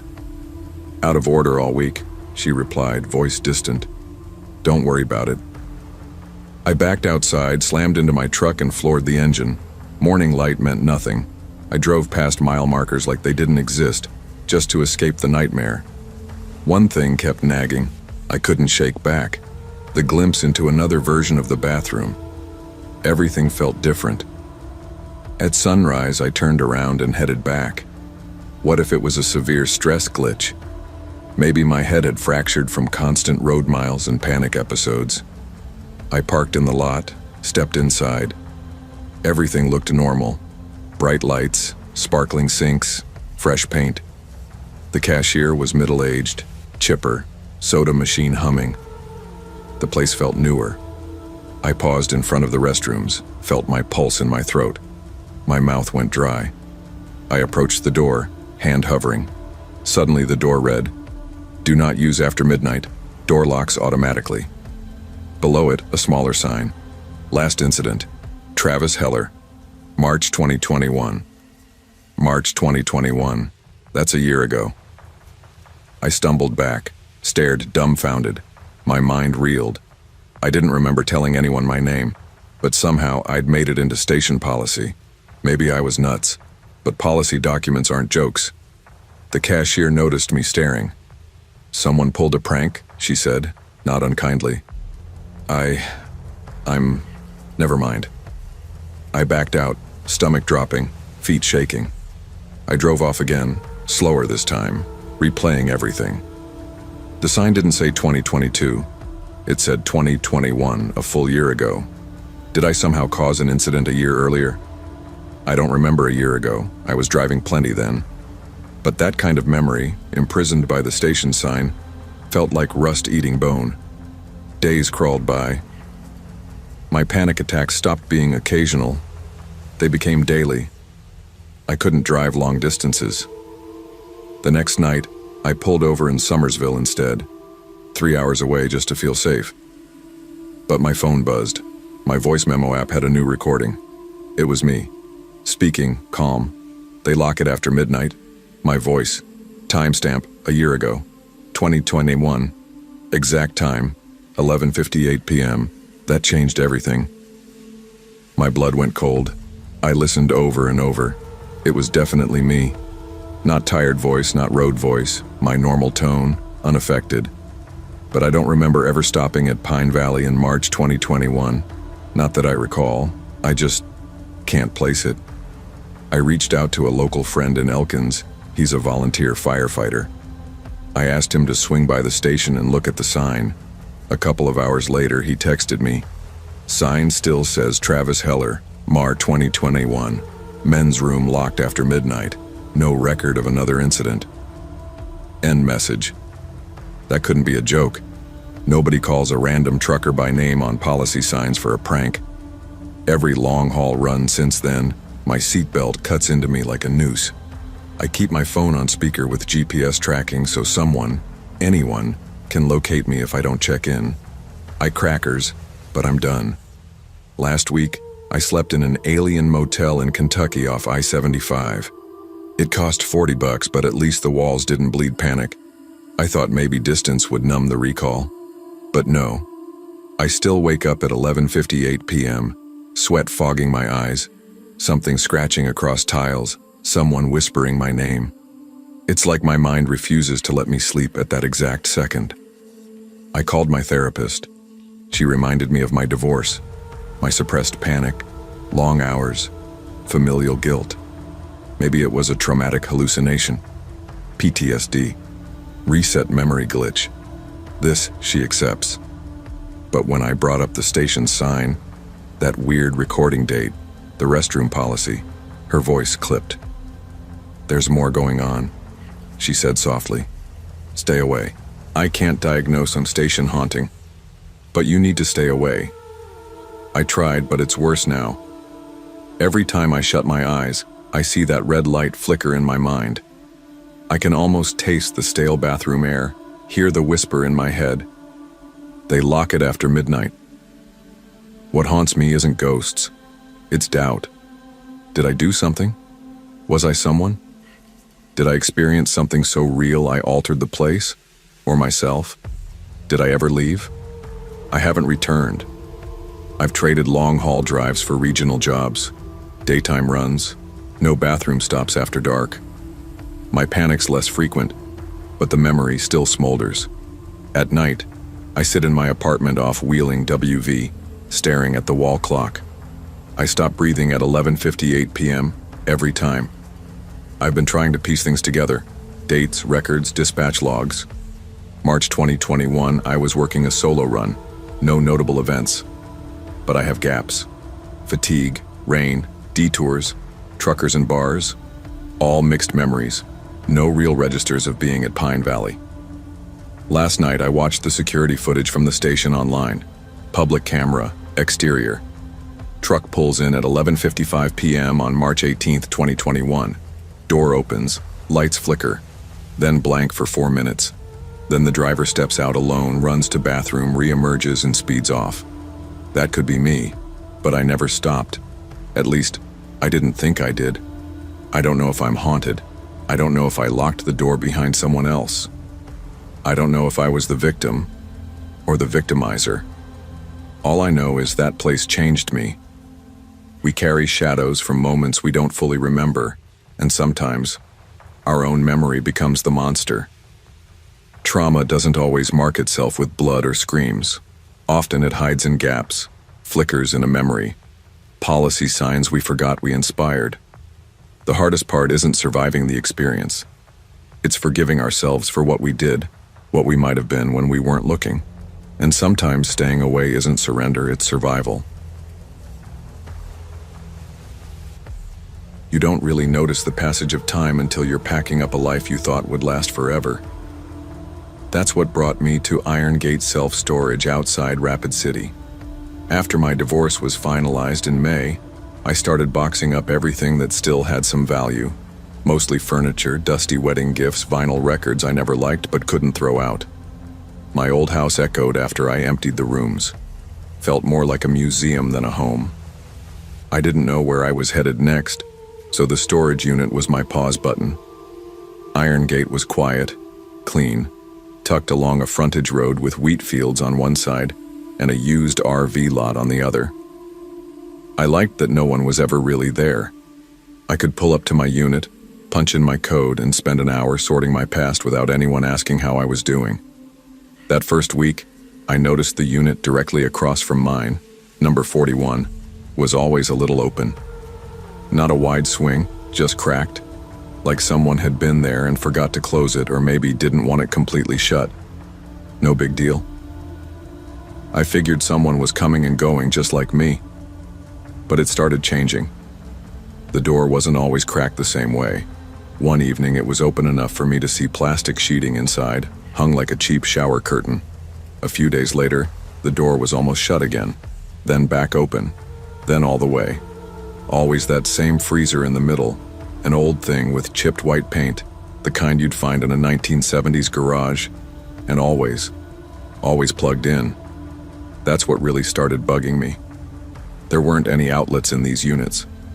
I knew because I'd tried to charge my phone once during a long day of sorting and realized I had to sit in the car with the ignition on. So how the hell was a freezer plugged in? The next time I came in, I stopped by the small front office. A woman in a pink fleece vest and horn-rimmed glasses sat behind a plexiglass divider. I asked about Unit 41. "Probably corporate overflow," she said, not even glancing at the screen in front of her. "Then how's it powered?" She looked up. "What do you mean?" "The freezer inside. It's humming. Cold. Lights on." She paused, eyes narrowing. "Code. There aren't any working outlets in those units. That's against fire." I just stared at her. She stared back. Then she smiled, one of those flat, end the conversation smiles, and said, "I'm sure it's nothing. Sometimes folks hook up their own batteries. Just make sure your gate code stays current." I left, but that night, I drove back. I don't know why. Curiosity, maybe. Or maybe I just didn't want to sit alone in my new apartment with all its freshly painted beige walls and the smell of someone else's past. I had forgotten a sanding tool, or maybe I just told myself that. The parking lot was empty, crickets humming, and then I heard it. A children's song, slow, warped. "The more we get together, together, together," coming from inside Unit 41. My keys were already in my hand when I heard the whisper, "You forgot something." I turned so fast I nearly dropped them. No one was behind me. I looked across the lot, toward the gate, deserted, still dusk, that soft blue fading into night. Then I saw it, in my own unit, propped against the cinder block wall where I'd been storing crates of books and broken chairs.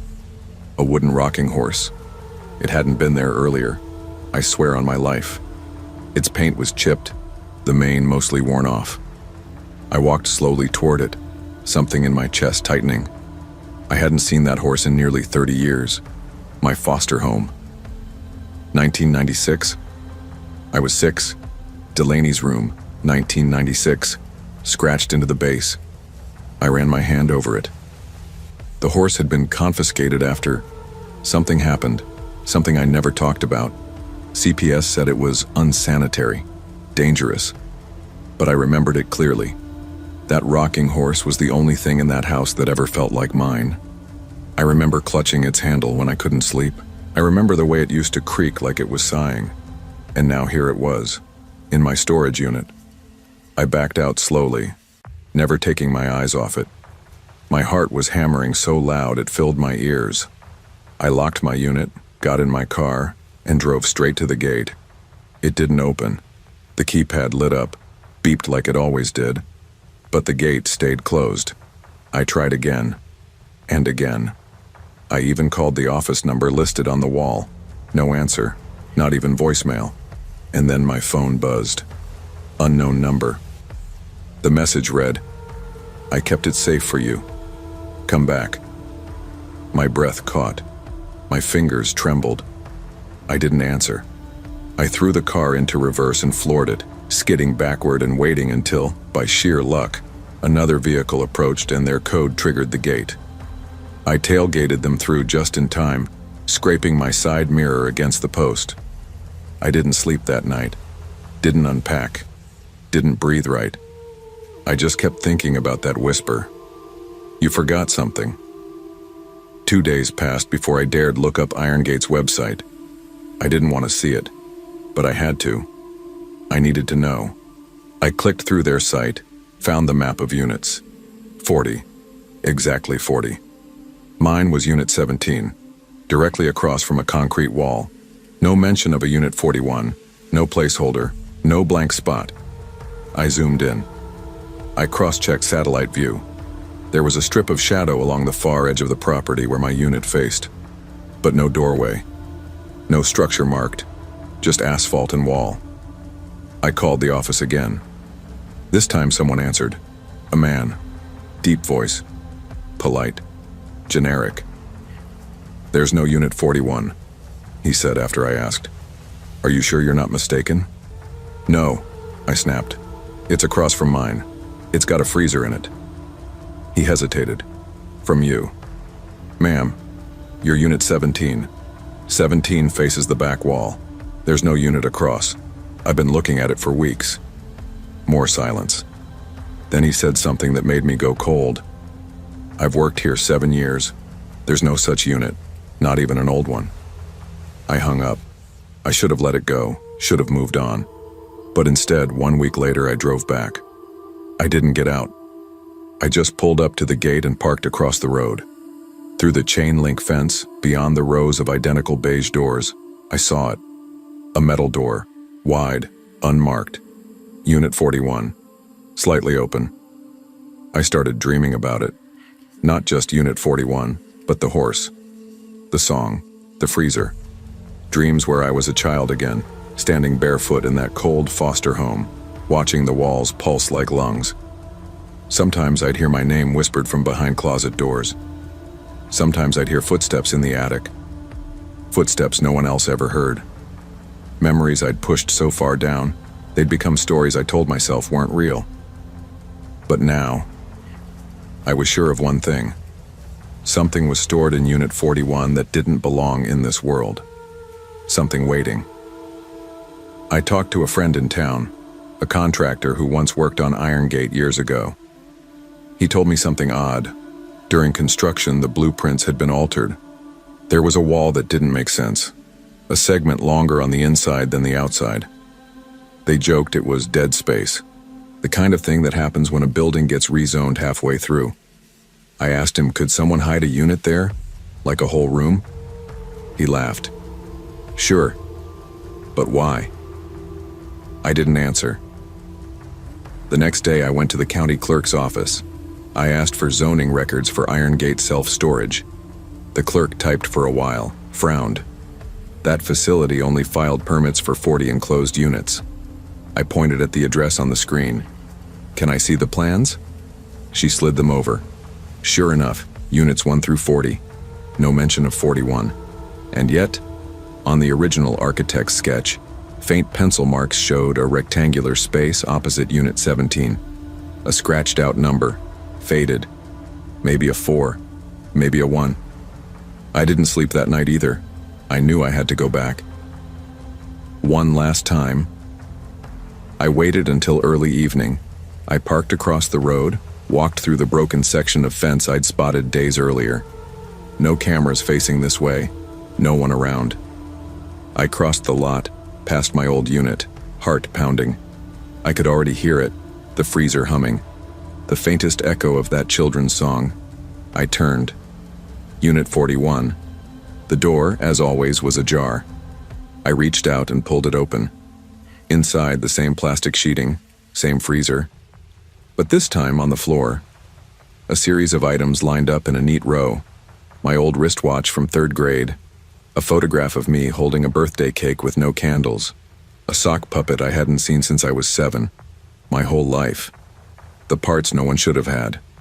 On the wall, above it all, written in smeared red marker, Delaney's room, forever. I backed out, tears in my eyes, throat tight. I ran, didn't look back. I never told anyone after that. I left South Dakota, moved closer to my sister, gave up antique work. I just couldn't be around the past anymore. But every once in a while, I'll be driving past some forgotten storage lot or abandoned facility and I'll glance over. And I swear I'll see it. Unit 41. Slightly open.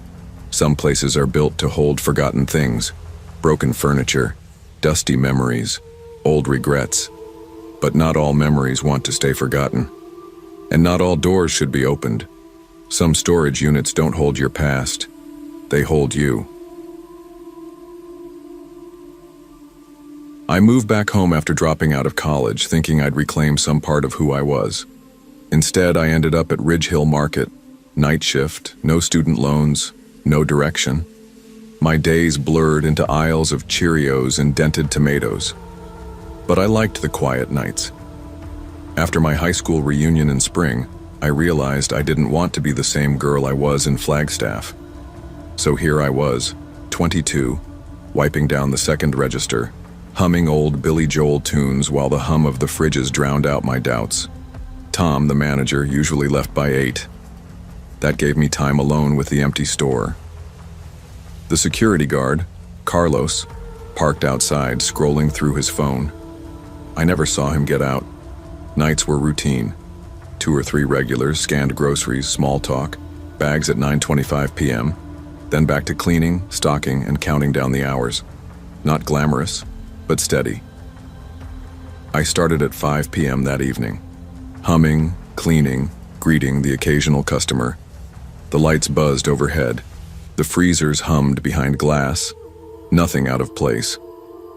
I was halfway through a mop cycle when the bell above the door tingled. I stopped mid-swipe and looked across the store. A man in a tan jacket and ball cap walked in. No basket, no cart, nothing. He didn't browse. He headed straight for register 2, where I was wiping the counter. He stopped 6 feet away and waited. I forced a smile. "Evening," I said. "Need help finding?" No response. He didn't even glance my way. He stared at the security mirror behind me, framed by dusty fluorescent bulbs. Then he shifted, just enough for me to see a bulge under his jacket. My heart raced. I slapped the mop in a bucket, dropped it, and faced him. "Can I help you?" He shrugged, reached into his pocket, pulled out a crumpled grocery bag. My mind froze. He spoke, voice low and steady. "Put everything in, and don't touch the buttons." He kept his gaze locked on the entrance. Did he expect someone? I unlatched the drawer and started emptying it. Bills, coins, credit vouchers, shaking so badly the register keys tapped back. "Now," he said, louder, but still calm. I dropped everything into the bag. My bills spilled to the floor. He ignored them, hands shaking. I shut the drawer. He made no move to leave. The store felt paused. Buzzing lights, humming refrigerators, none of it making sense. I spotted the emergency alarm under the counter, but his eyes were locked on the mirror and door. I couldn't risk it. Not yet.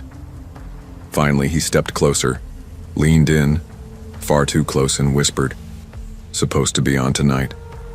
You're lucky. You weren't." Then he walked out, empty-handed, slow.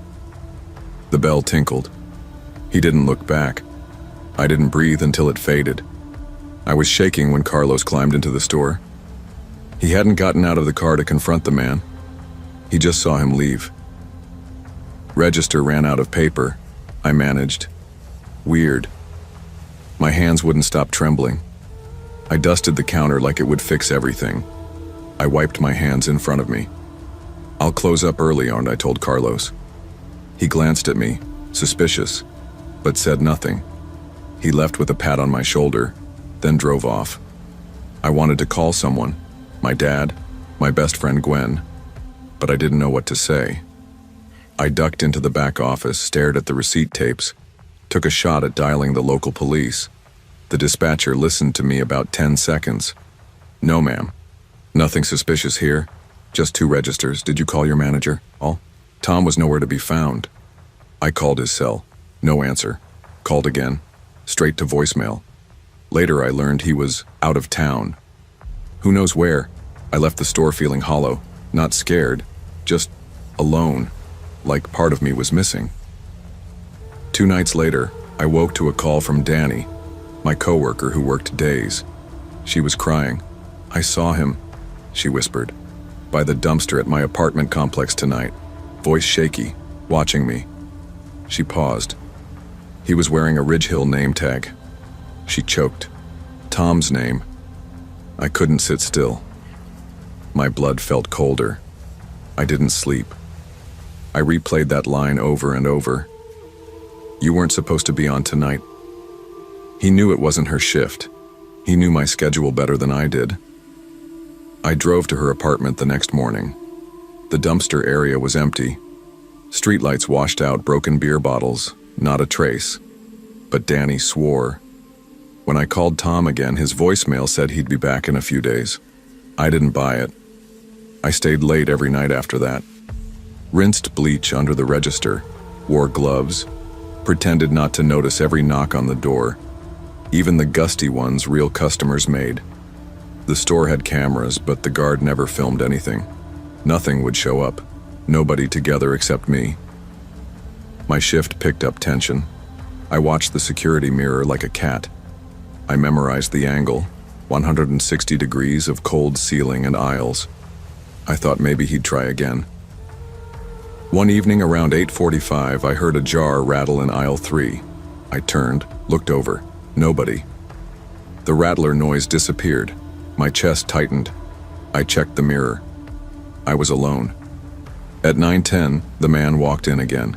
Still in a tan jacket, ball cap low. He didn't go shopping. He went to register 2. I pulled the security mic behind the counter. It didn't work. Somebody cut the line. Not cut, disabled. Doctors did a remote patch. That meant permission was given. He spoke softly. "Empty it." My heart hammered. I pressed a silent alarm button.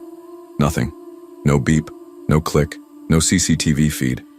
I slid cash into a bag. "Watch it rustle." He finished and turned.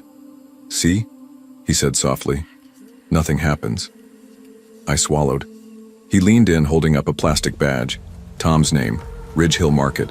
He said nobody else would be at register 2. "He said you'd be here." I retracted my eyes. He pressed the badge toward me. "He's watching." He dropped the badge and walked out. I closed the store in a daze. Called Gwen.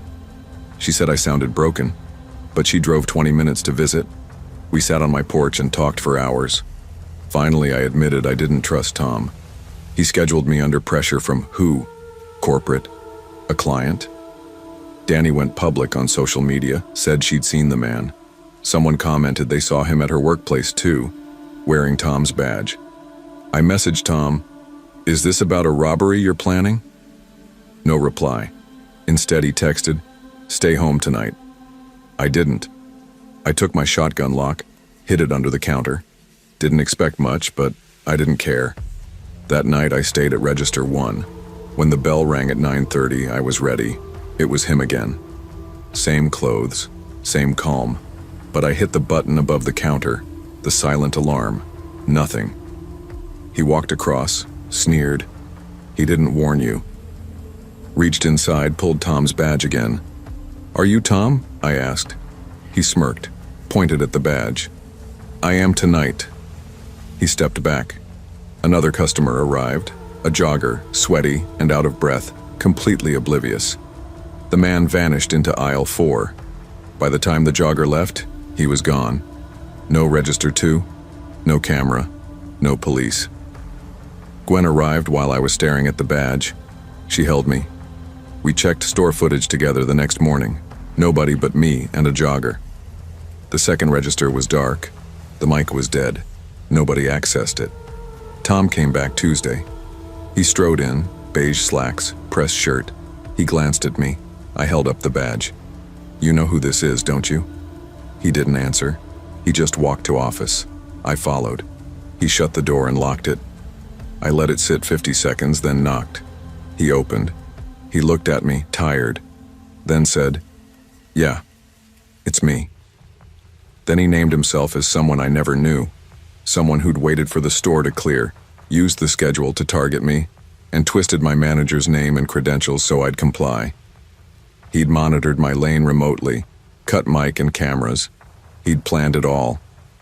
Tom confessed he'd done same to previous cashiers, got promoted, then burned them out. He apologized, said he'd been arrested last night by police outside his apartment when an officer stopped him pacing in his Ridge Hill uniform at 2 a.m. He said he'd turned off his phone. We never reported everything. The official story was robbery and remote security tampering. Tom was fired. He disappeared. I quit that night. Sometimes the person you trust most holds the key to your worst nightmare. Pay attention. Systems fail, and when they do, your instincts won't. When the alarm doesn't sound, trust your voice. No, sorry, just trust yourself before anyone else does.